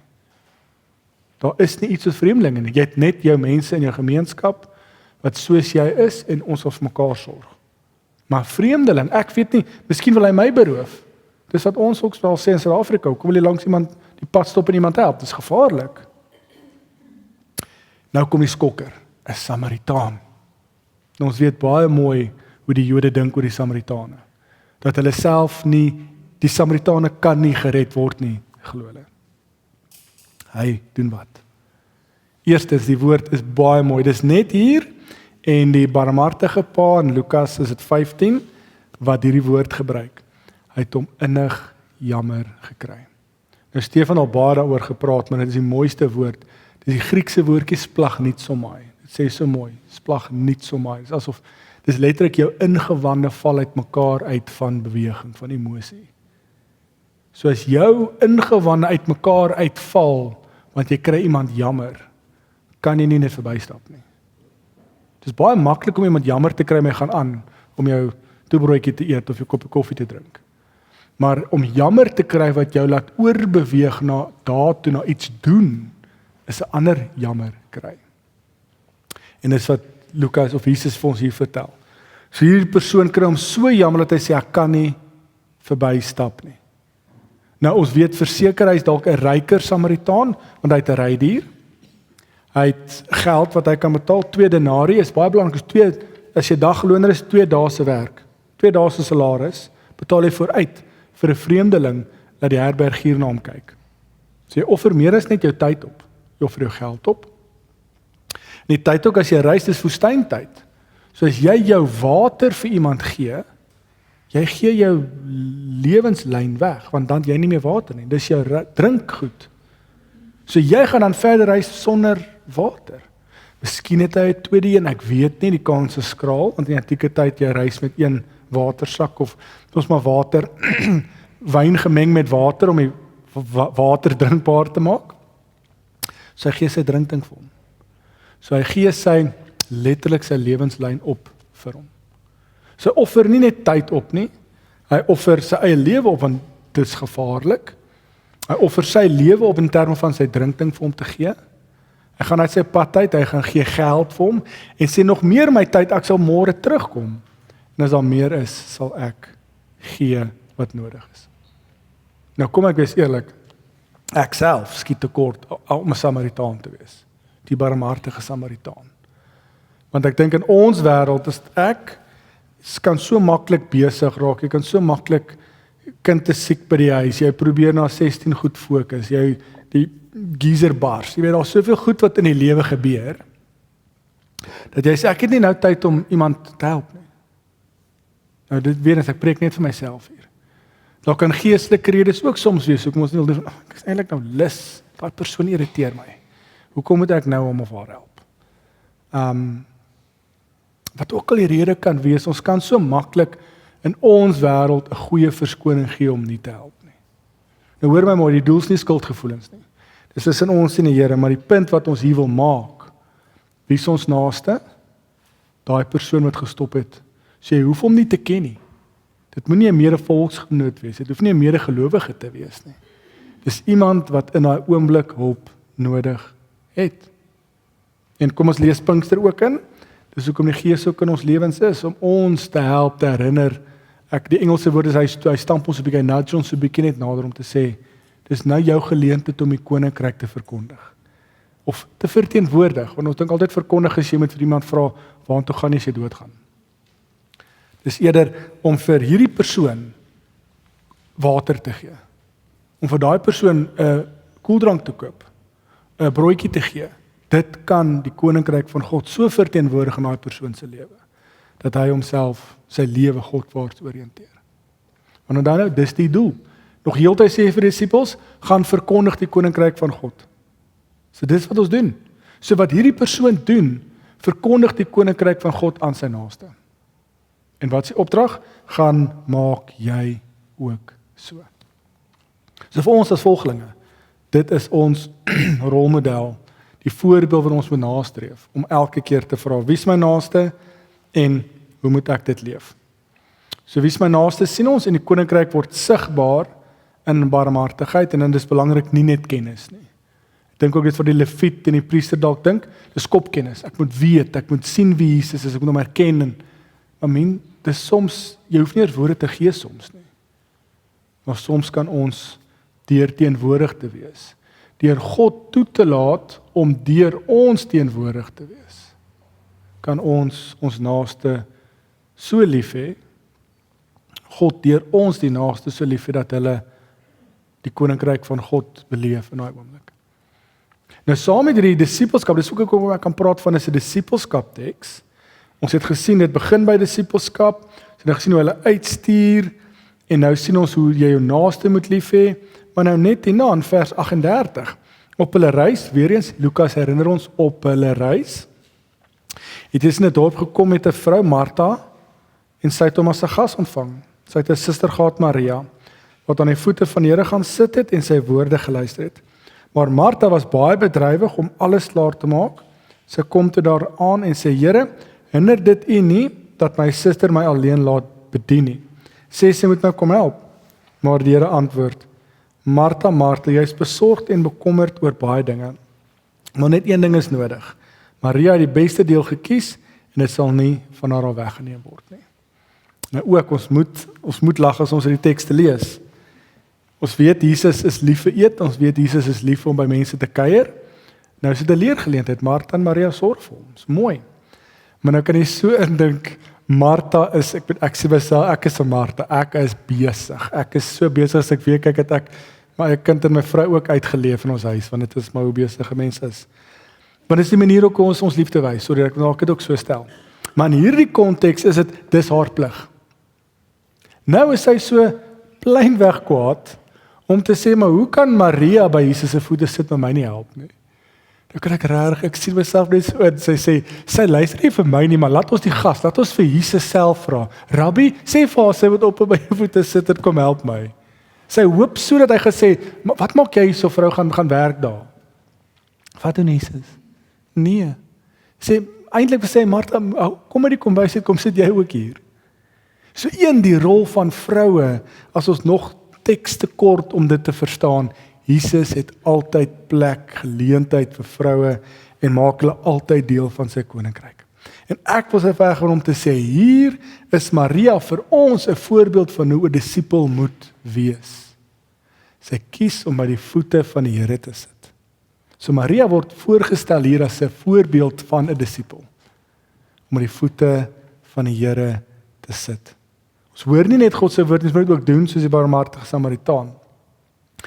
En dit is vir my so mooi, dis 'n disipelskap teks. So God se prioriteite sê fokus om op die Here te fokus en fokus om te luister wat die Here vir ons sê. Soos ons ingesteldheid as disipel. Net hierna kom ons ook, ek gaan nie baie aandag oor die Onse Vader in Lukas doen nie, want ek dink ons het dit al baie gedoen, en ek dink ook ons het dit al in verskeie Bybelskole gedoen, omdat dit in al die evangelies na vore kom. Maar julle verstaan nou die ontvou, dit gaan oor disipelskap, Jesus stuur nie die 12 uit nie, ook die 70 of 72, hulle tree op met God se mandaat, hulle is verteenwoordigers van God se koninkryk, Nou gaan dit oor disippelskap, dit gaan oor wie is my naaste, ons moet by die voete van die Here sit.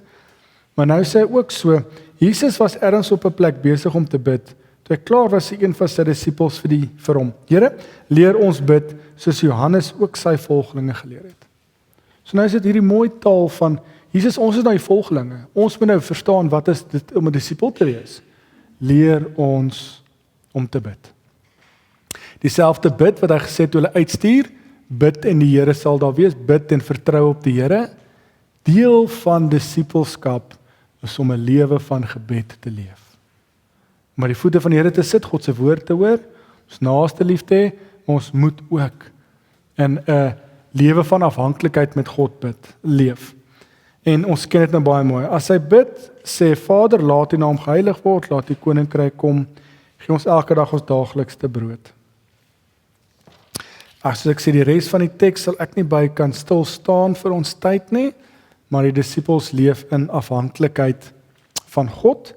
Ek wil egter graag bietjie klem lê op vers 14 tot 26, want ek voel dit dra by, gee ons 'n beter betekenis as ek het dalk nie mooi verduidelik het wat in Lukas 10 gebeur het.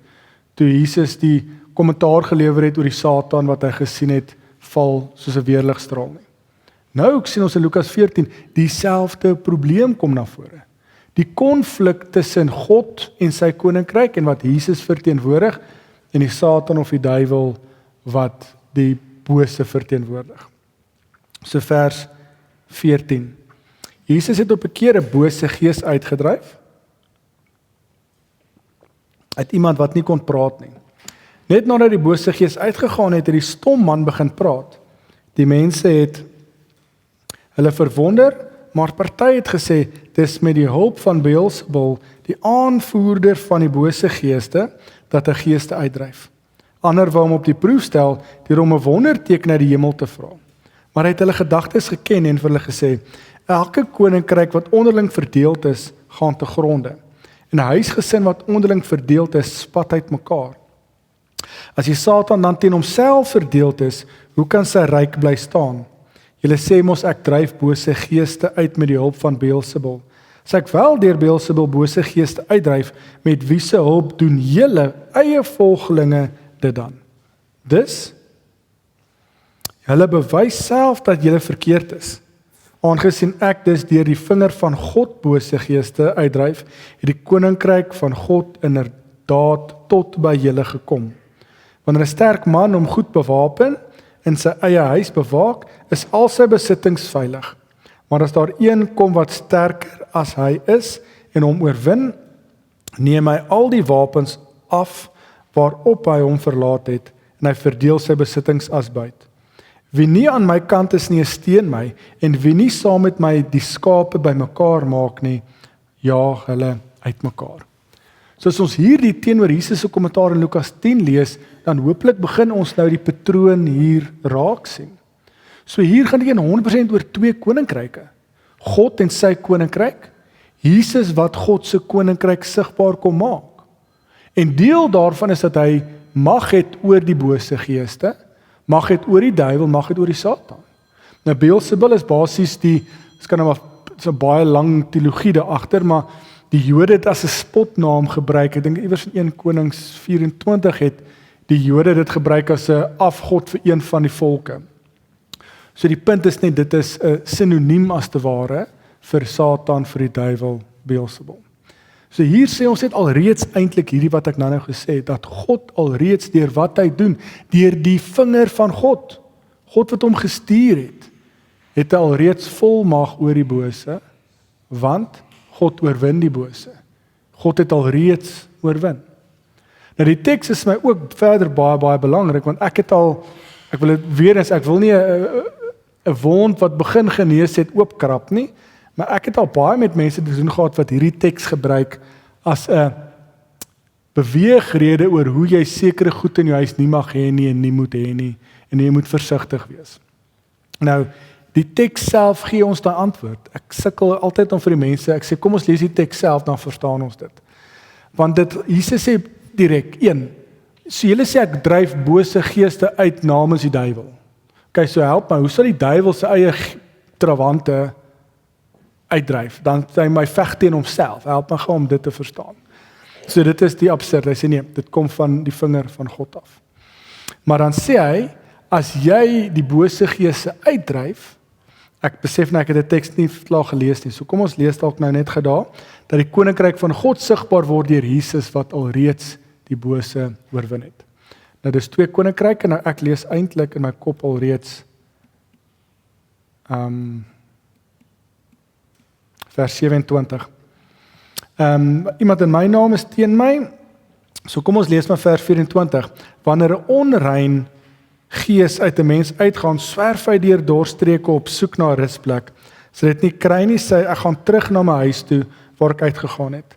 Ek kom dan terug en kry dit skoon en aan die kant, dan gaan haal hy 7 ander geeste, nog slegter as hy self, hulle trek in en gaan woon daar. Aan die einde is 'n man slegter daaraan toe as aan die begin. So eintlik ons daai tekste nou saam gelees, is eintlik nou my vra om verskoning, dat Jesus dryf die bose gees uit. So hy doen dit met die mag van God. Hy het eintlik al klaar die bose oorwin, want ons konflik. Hy en sy disippels het mag oor die bose. Maar nou is die vraag, wanneer 'n bose gees uitgedryf word, hy kom terug en hy sien die huis mooi skoon gemaak en dan trek hy daarin. So dit is die eintlike teks wat ek kan praat as mense sê, jy moet sekere goeders in 'n mens se huis letterlik skoon maak. En ek dink wat ons hier moet verstaan is, Jesus sê dit so mooi. As jy, God is in beheer, nee, God het alreeds God se koninkryk, deur wat Jesus doen, sigbaar gemaak. God het klaar oorwin. Die duiwel se realiteit, bose geeste se realiteit, maar wat Jesus hier 100% sê, saam met die huisbeeld, as jy 'n sterk persoon het, en 'n sterker man het. So jy het 'n sterker man wat in jou huis inkom, en as jy goed gewapen is, die vraag, wie sterker? Die sterker man gaan mos die sterk man oorrompel, en dan gaan hy goed vat wat in die huis is, en dan gaan hy dit uitdeel as byt, as te ware. Nou kom ons maak dit dan maar net so, dit gaan oor ons geestelike lewens. So die vraag is nie, okay, wat het ons in ons huis, wat gaan maak dat die geeste en hulle maatjies saamkom intrek in ons lewens nie. Wat Lukas hier sê is, wie is die eienaar van jou huis? God is die sterker een, punt. Hy het klaar die bose oorwin. Ons sien hoe hy die bose geeste uitdryf. Ons sien hoe sy disippels dit uitdryf. So ons weet klaar hy is sterker. So in daai gelykenis, wie is die sterker een? God. So die duiwel gaan wat sterk is, gaan kom aanklop, maar dan gaan sê, as iemand sterker as ek, dan gaan hy waai. Dis die beeld wat Jesus hier gebruik. So die doel is nie, wat is daar in jou huis, of is jou huis skoon gemaak, en jou geestelike lewe skoon gemaak nie, dit gaan oor, is jou huis leeg? Of wie is die eienaar van jou huis? Van jou lewe? En as God daar is, lees ons die evangelie en sê, God het klaar oorwin. Hy is sterker, die duiwel staan nie 'n kans nie. So die vraag is eerder, is ons huis, wie is die eienaar? En dit is nou die realiteit ook. As ons net soos in Lukas 10, kies om ons rug te draai op God, kies om nie deel van God se koninkryk te wees nie, ja, dan is ons huis leeg. Dan is ons lewe vatbaar vir die duiwel en bose geeste. Dit is 'n realiteit. Maar vir ons as gelowiges wat elke dag bely, die Here is ons verlosser, en hy is die seun van God, en hy het alreeds die bose oorwin, hoekom is ons bekommerd? Ek dink, dis wat ek sê, Lukas help ons om op iets anders te fokus, om te sê, gaan verkondig eerder die koninkryk van God. En terwyl jy dit moenie bang wees in die omgewings of die kontekste waarin jy kom nie, want die eienaar van jou huis het alreeds die bose oorwin. Hy is sterker as wat ons verwag.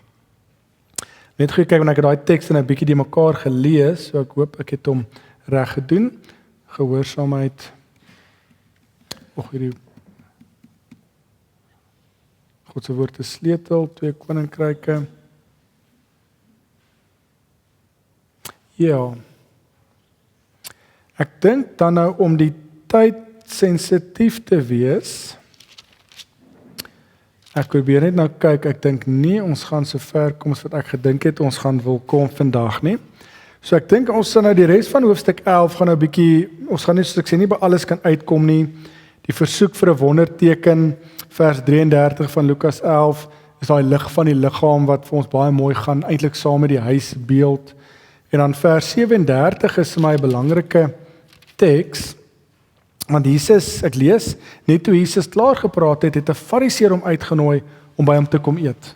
Belangrik, Jesus is weer op pad na ete toe. Hy het net by Maria en Martha geëet, nou gaan eet hy, en ook by 'n Fariseer, wat tegniese godsdienstige opponent is.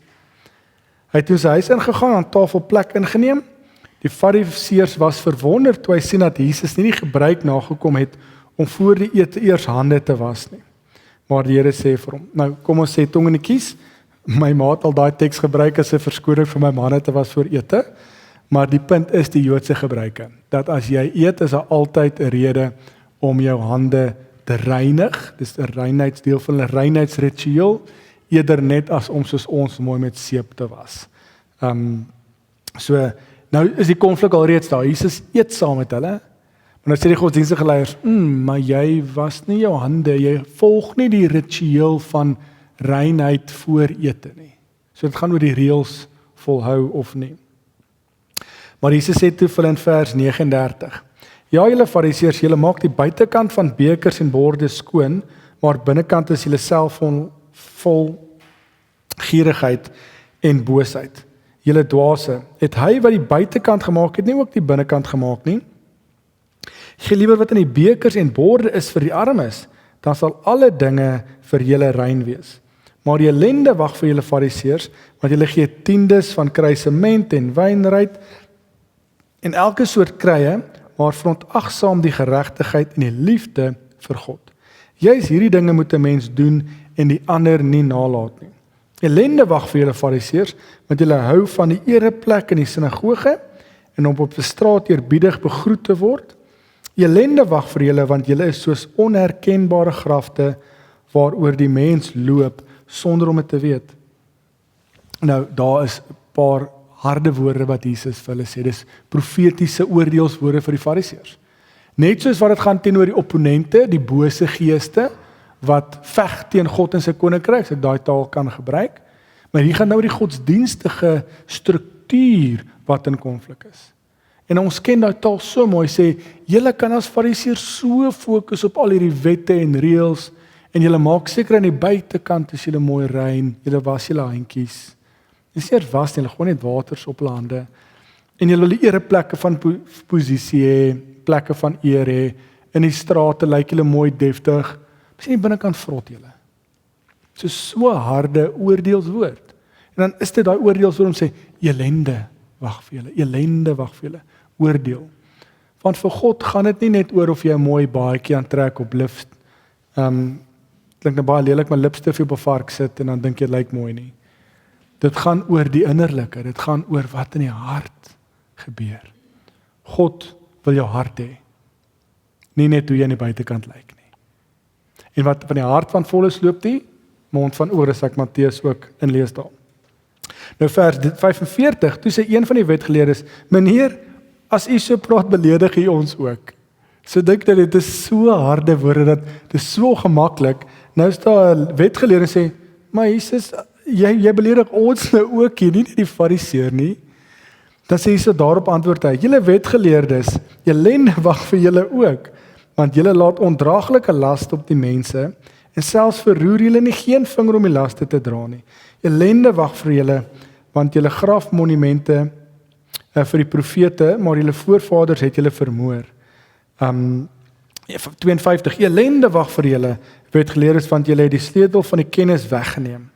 Vers 53, toe het hy die huis weggegaan, die skrifgeleerdes en die Fariseërs hom heftig begin aanval, wel allerlei dinge het hulle aan hom strikvrae gestel, en fyn opgelet of hy iets sou sê, waarop hulle hom kon vastrek. So in hierdie hoofstuk, hierdie groot gedeelte, is dit die Fariseërs, wat die toepassers van die leer van die godsdienstige leiers, as ek dit maar ook so kan vertaal, die wetgeleerdes, die mense wat leerders is van die kopkennis.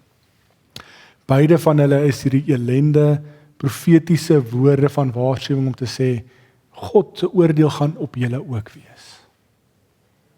Maar nou mooi vir my, is toe die huis weggaan, vers 53, onthou die ontvouing van die evangelie van God in verhaalvorm. Ek dink dit is waar die fariseërs begin besluit het, maar ons wil Jesus uit die pad uit hê.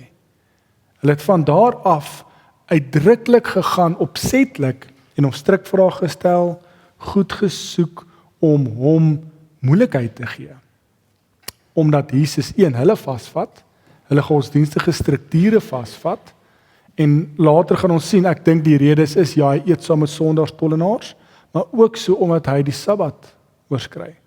Ek dink dis twee van die hoofredes hoekom hulle hom oorgelewer het.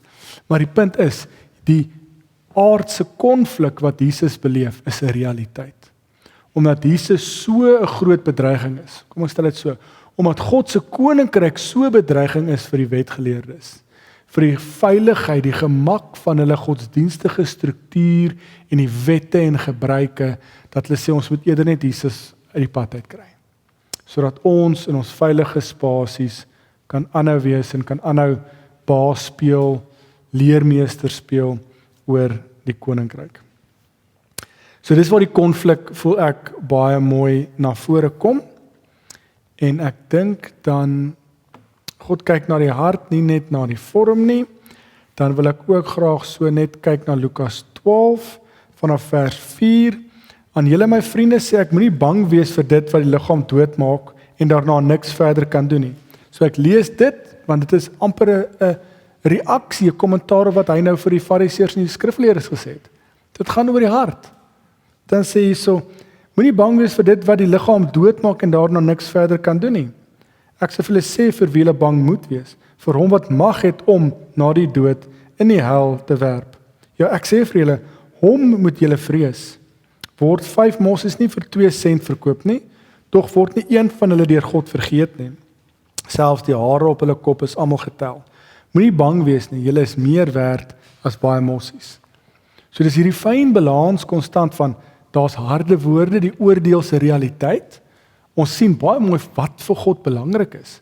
Maar as jy teenpool ook kies om te sê, ja, ons moet vrees, die helse realiteit, en as ons kies om ons rug op God te draai en vir die bose te speel, en soos die fariseërs eintlik ons eie godsdienst te skep, sal ek dit vertaal, dan lê God se oordeel daar. Maar as ons deel van God se span is, deel van God se familie is, dan weet ons, God sorg vir ons. Net soos Onse Vader, gee ons vandag ons daaglikse brood. Het gaan oor verhouding, het gaan oor om in vertroue te leef, nie noodwendig in vrees nie. Nou ek dink wat ek graag by wou stil staan, met die tyd wat oor is vers 8. Vers 8 van Lukas 12. Ek sê vir julle, elkeen wat hom voor die mens openlik vir my uitspreek, vir hom sal die seun van die mens hom ook openlik uitspreek voor die engele van God. Maar hy wat my voor die mense verloon, sal voor die engele van God verloon word. So dit gaan oor loyaliteit. Dit gaan oor hoe tree jy op as disipel, as volgeling, as dit nou kom in 'n konteks waar iemand van jou vra om te verwoord wie God is, dalk te getuig, dalk te bely. Elkeen wat teen die seun van die mens iets sê, vers 10, kan vergewe word.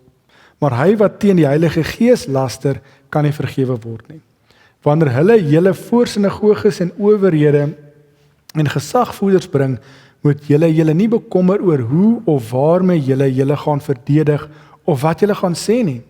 Want die Heilige Gees sal julle op daardie oomblik leer wat gesê moet word. Nou ek sê daai hele blok verse, want ek weet die laster teen die Heilige Gees is iets wat vir ons baie vreemd klink, maar ek wil dit graag beantwoord binne die teks self en binne die konteks self. Dit gaan eers hieroor as jy teen die seun van die mens laster. Hy sê dis half jy's die boodskapper. So dis asof jy, as jy sê maar ek glo nie in Jesus nie, of jy sê Jesus sleg. Laster is nou 'n kras woord in ons taal vandag, maar kom ons vertaal dit van jy glo nie in Jesus nie. Jy glo nie Jesus is die seun van God nie. Dis lasterik. Hy sê dit kan vergewe word.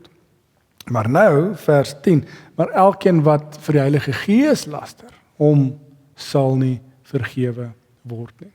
Dit is 'n moeilike teks, moeilike teologie om te verstaan, maar ek dink as ek dit in Lukas en Handelinge as 'n 2 volume kommentaar sien, dan help Handelinge ons eintlik om hierdie te verstaan. Hoekom? Hierdie tyd waarin Jesus nou bedien, die Heilige Gees is nog nie uitgestort nie. So nou praat ons hier van die Heilige Gees wat nog gaan moet kom. So Jesus sê reg, daar is mense wat my gaan doodmaak want hulle glo nie ek is Jesus die seun van God nie. Dis oukei. Hulle sal vergewe word. Dink dadelik aan die man wat langs Jesus aan die kruis staan, die Fariseer self. Maar as ons later na Pinkster kom en sê die Heilige Gees is uitgestort, dan is ons in 'n ander tydsone as ek dit so kan stel. Die Gees van God het klomp fasette, dit herinner ons aan wat Jesus gesê het. Die Gees van God is ook hoe God met ons praat. Die Gees van God maak ons harte sag. Die Gees van God wat uitgestort is in ons lewens, maak dat ons dan nou met mandaat van God afleef. Maar nou hierdie laster teen die Heilige Gees, dink ek moet ons nie iets sê van laster teen soos glo nie in die Heilige Gees nie. Ek dink dalk wat dit vir ons eerder sê is as jy later in die geesvervulde era soos wat ons nou is, konstant aanhou en bly kies om nie jou lewe Godwaarts te oriënteer nie, dan glo jy mos in die werking van die Gees nie. Jy glo nie die Gees van God lewe is 'n realiteit nie. Jy glo nie God het sy Gees vir ons gegee nie. Jy kies om nie te glo nie. Dan gaan die oordeel op jou wees. So ons as gelowiges moet dus nie bang wees as ons dalk per ongeluk iets verkeerd sê teen die Gees nie. Ons as gelowiges sal dit nie doen nie. Dis is die teks van Lukas 10. Wie is ons eienaar? Wie is die sterk man wat binne in ons lewe leef? En na Pinkster kan ons sê, God gee sy Gees. God woon in sy Gees in ons. Soos ons as geesvervulde gelowiges die lewe doen, hoef ons nie te bekommer of ons dalk eendag iets verkeerd gaan sê en ons laster teen die Gees nie. Maar as jy doelbewus kies om die Gees se werking te ignoreer, te vermy, te sê dit bestaan nie, as te ware te laster teen die Gees. Hy kies om weg te draai van God af. Dan is die oordeel van God wat ons tot nou toe gelees het, 'n realiteit. En ek dink dit maak die teks in Lukas my baie mooi, want dis die punt, die Heilige Gees is nog nie uitgestort nie. So ons moet dit in Handelinge sien. En later in Handelinge, as ons dit dalk volgende jaar gaan doen, gaan ons dit sien, waar die Gees van God hulle konstant vat, om hierdie koninkryk van God verder uit te brei. En daar is mense wat sê, nee, ons glo nie. Die oordeel van God is daar. Net soos mense in Jesus se tyd nie in Jesus glo nie, want Jesus is die een wat God se koninkryk sigbaar maak. En Jesus sê, maar julle gaan nog vergewe word as julle my oordeel, my kruisig. Maar die dag as die Gees kom, dan het ons nuwe verstand, nuwe oë, nuwe kennis. Dan is die oordeel bietjie sterker op ons om dit te doen. So ek hoop dit maak sin, dit is 'n moeilike vers daai. Ja, ek dink dalk wat ons net kan deurgaan, nie noodwendig te lees nie, is Lukas 12 vers 13 tot 35, want dit alles handel eintlik nou hier oor, hierdie rekenaar vir my wil nie, dit handel oor jou hart volg dit wat jy waardeer. So dit gaan hierdie gelykenis van die ryk dwaas in vers 13, en in vers 22 voel ek is 'n opbou op dit, 'n vloeisel daaruit om te sê, hy het gesê ek wil Jesus volg. Nee, wag. Iemand sê vir die menigte, Jesus, meneer, hier sê vir my broer, hy moet die erfenis met my deel, maar Jesus antwoord hom, man, wie het my as regter of dele vir julle gestel? Pas op en wees op julle hoede vir elke vorm van gierigheid, want 'n mens se lewe is nie afhanklik van die oorvloed van sy besittings nie. So dis die gelykenis van die ryk dwaas, daar vanaf vers 16. 'n Ryk man het sy grond en goed gedra, en hy het op homself gedink, wat moet ek doen? Ek het nie plek waar ek my oes kan opgaar nie. Toe besluit hy, ek sal my skure afbreek en groter bou, daardan sal ek my graan en my ander goed opgaar. Dan sal ek myself kan sê, mense het baie goed wat weggesit is vir baie jare, hou op met werk. Eet, drink en leef lekker. Maar God het vir hom gesê, jou dwaas, vandag nog sal jy lewe van jou opgeëis word, en wie kry dan alles wat jy bymekaar gemaak het? So gaan dit met hom wat vir homself skatte vergader en nie ryk is by God nie. So maar ek sê gaan oor prioriteite. Dis disippelskap, volgelingskap, en hier is die fokus nie net oor gebed nie, nie net oor afhanklikheid nie, nie net oor die woord van God te leer nie, maar dit gaan ook oor waar ons prioriteite lê, wat ek dink vanselfsprekend is. En dan die vertroue is vanaf vers 22 tot 34. Dan is dit die gelykenis van die waaksame slaaf vanaf vers 35 van Lukas 12, wat weer eens ons kan gaan lees, net daai waarskuwing is van die koninkryk van God is naby, wat ons nou al 'n paar keer hoor. Dan lees ons die oorsaak van verdeeldheid, die tekens van beoordeling, vroegtydige versoening, en dan eintlik van hoofstuk 13 af, is dit weer 'n oproep tot bekering. Vanaf vers 6 die gelykenis van die onvrugbare vyeboom, wat 100% oproep is tot die koninkryk van God in jou lewe, Godwaarts oriënteer. En ek dink dalk hier moet ons 'n breek vat, want die gelykenis, of die Jesus wat die gebreklike vrou op die Sabbat genees, Lukas 13 vers 10, is vir my baie belangrik, saam met die een van Lukas 14, van Jesus wat die man genees, wat aan watersug ly.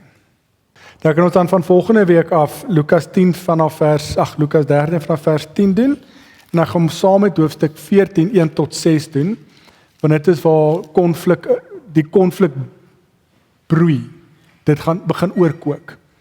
En dan wil ek eintlik daar by die eise van disippelskap is eintlik waar ek wou eindig, om 'n spieelbeeld te gee van Lukas 9, die hoë koste van disippelskap. Maar daar kan ons dan dit al vir 'n lekker herinnering doen van hierdie week. Dan kan ons eindig met die eise van disippelskap en dan die res van die reis doen wil ons volgende week doen tot by vers 19, hoofstuk 19, wat Jesus se reis in Jerusalem arriveer. So, vra, kommentaar. Baie tekste, ek hoop dat die vloei maak sin. Soos ek sê, asseblief, ons sal nie by alles kan stil staan nie, maar asseblief, die geleentheid is daar, vat die tyd in die week, lees die evangelie soos ons hom gedoen het, kyk na die gedeeltes wat ek dalk geskiep het, hopelik sien julle dit beklemtoon net wat ons al reeds beklemtoon het. As julle voel dit is nie so nie, asseblief kom sê my, dan kan ons dalk 'n gedeelte bespreek. Maar soos ek sê, ek probeer konstant net hierdie goue lyn, goue draad volg deur die evangelie. En ek dink belangrik vandag was, disippelskap is dan nie net die 12 nie. Enige iemand kan 'n volgeling van Jesus word. Ons sien die volmag wat hulle het om die koninkryk van God te verkondig, die mag oor die bose geeste. Ons begin hierdie konflik sien tussen die bose geeste, die duiwel, die Satan, en Jesus in God se koninkryk. Ons sien dat die feit dat Jesus en sy disippels bose geeste kan uitdryf, is 'n teken dat hulle klaar oorwin het. Hulle is die sterker man, en hoe ons as disippels in beheer is, hy is die eienaar van ons lewe, as ons daai beeld gebruik. Ons begin ook nou sien wat die eise van disippelskap is, die inhoud of dit wat ons moet doen is om die koninkryk van God te verkondig. Die gebed is belangrik, dit gaan oor afhanklikheid, dit gaan oor om by die voete van die Here te sit, om God se woord te hoor, en ook so gaan dit oor om hierdie oordeel wat die wêreld, wat na die wêreld toe kom, om deel te wees van God se koninkryk, dat die realiteit daar is van die oordeel gaan kom, maar ons het deel van die koninkryk, en so kan ons ook die koninkryk van God verkondig, in ons doen en late as volgelinge. So hoop ek het daai relatief opgesom, asseblief. Nee, ek verstaan, dankie. Die vraag is om net weer 'n bietjie duideliker te kommunikeer oor Martha en Maria, en as ek reg verstaan, het Martha verkeerd gedoen in die verhaal, of het sy net haar plig as vrou nagekom?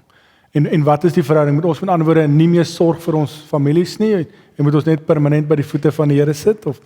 En as ek dit oorgekom het, dan vra ek om verskoning. Ek dink in die konteks self het Martha 100% reg opgetree. Dit was haar rol as vrou om so te leef, en ek wil nie dit oortaal na ons toe om te sê, is jy 'n Martha en Maria, en ons mag nie Marthas wees nie. Dit is asseblief nie wat die teks vir ons sê nie. Maar dit gaan oor prioriteite. So die vraag is, kies is ons prioriteit om aan die voete van die Here te sit, of om besig te wees met nie daarmee nie. Laat ek dit eerder so stel, want ek wil ook nie sê, ons mag nie soos Martha's wees nie. Want ek self is iemand, ek wys my liefde met diensbaarheid. So ek is die een wat verskriklik diensbaar is in die gesin, werk verskriklik baie. Maar en dan kan dit dalk beantwoord met my manier, as ek so besig raak met die goed wat rondom die huis gebeur, en die mental load en die 20 tabs wat ek in my kop het, en ek skeep my tyd met God af, dan is my prioriteite nie reg nie. Nou asseblief, daar is seisoene, soos hierdie week is chaoties in ons gesin, dogter is siek, ek moes gister na kyk, ek het die hele week Pinkster, nou vandag hier, so jy kom op 'n punt van, jy moet kies, wat doen jy en wat doen jy nie. Maar jy moet vra as gelowig, as disipel, ek mag nooit so besig wees, dat ek nie kies om aan die voete van die Here te sit nie. Nou asseblief ook moet versigtig wees van, as dit 'n keuse is, om dit as 'n permanente vokasie te doen, en in 'n klooster te gaan sit, en dit is wat die Here jou roep om te doen, is dit wonderlik. Maar dit is moeilik om te sê, ons almal moet 'n Martha wees, of 'n Maria wees. So ek dink die vraag is eerder, wat is ons prioriteite? En ons moet daai funksies wat ons kies om te doen, en hoe ons liefde wil wys, of ons funksies wil vervul, wonderlik. Maar dit mag nooit prioriteit hê bo God nie. Ek dink dit is die. So die vraag is, hoe bedien jy as iemand wat by die voete van die Here sit? So ek hoop nie of dit maak dit sin. Okay. Daar was ook 'n vraag daar agter, dan sal ek nou. Ja. Sy vra iets mooi, sy sê, was die rede dalk miskien hoekom Martha gekla het, of omdat Martha, miskien gaan dit oor die teks dat Martha doen dit dalk nie uit liefde uit nie. Sy doen dit dalk uit verpligting uit. Ja, dit kan wees, soos ek sê die teks sal dit nie sê nie. Die irritasie is daar, so ek kan dadelik dink, weer eens, ek gaan weet jy gesels op 'n paar goed uit edit vandag, want ek gee al my sondes hier oor vandag. Ek self van ons gesin raak soms baie bries, en as ek dra die totale mental capacity van die hele gesin hier, ek brand uit. So dan raak ek ook 'n Martha, om te sê, iemand moet my nou help hier. En dit is dalk, soos ek sê, dis dalk 'n pastorale gesprek, want ek dink elke persoon is anders. En as dit is dalk 'n mooi antwoord, as jy 'n Martha uit liefde uit bedien, wonderlik, sal sy dan gekla het? Ek dink dit is dalk die vraag wat ons kan vra. Maar ek dink nog steeds die antwoord is prioriteite. So ons moet nie ook so bedien dat ons nie die Here afskeep nie. Sorry, wat is er nog 'n vraag, en dan sal ons daar agterna. Ja, en kom ek wees eerlik, weer eens, ons lees dit in, so ek kan dit nie sê nie, maar miskien is Martha jaloers, van hoekom kan ek nie by Jesus se voete sit nie? Verstaan, hoekom sê sy nie vir Maria, doen jy gou 'n bietjie, kom ons wissel 'n bietjie af. Want ek mis nou die leergeleentheid, maar ek dink in Jesus se reaksie kan ek dit nie sê nie, maar ek dink dit is soos ek sê, asseblief. Ek sê dit anders vertaal, dis 'n konstante herinnering om te vra, wat is ons prioriteit? Dit is wat sy gesê het. Om te sê, daar's tye wat ons 'n Martha is, en ons is diep gefokus op werk, en is wonderlik. Maar om elke dag te vra, maar wat is my prioriteite? En ek's gereformeerd, so ek is baie op subjektief, maar die woord van God is die manier hoe God primêr met ons kommunikeer. Natuurlik sy gees ook, en klomp mense, maar die punt is, as ons die tyd spandeer by die voete van die Here nie, hoe gaan ek weet wat my prioriteit is? Hoe gaan ek weet wat my rol is in God se koninkryk? So dis daar konstante herinnering, konstante na sy voete toe gaan, konstante gebed.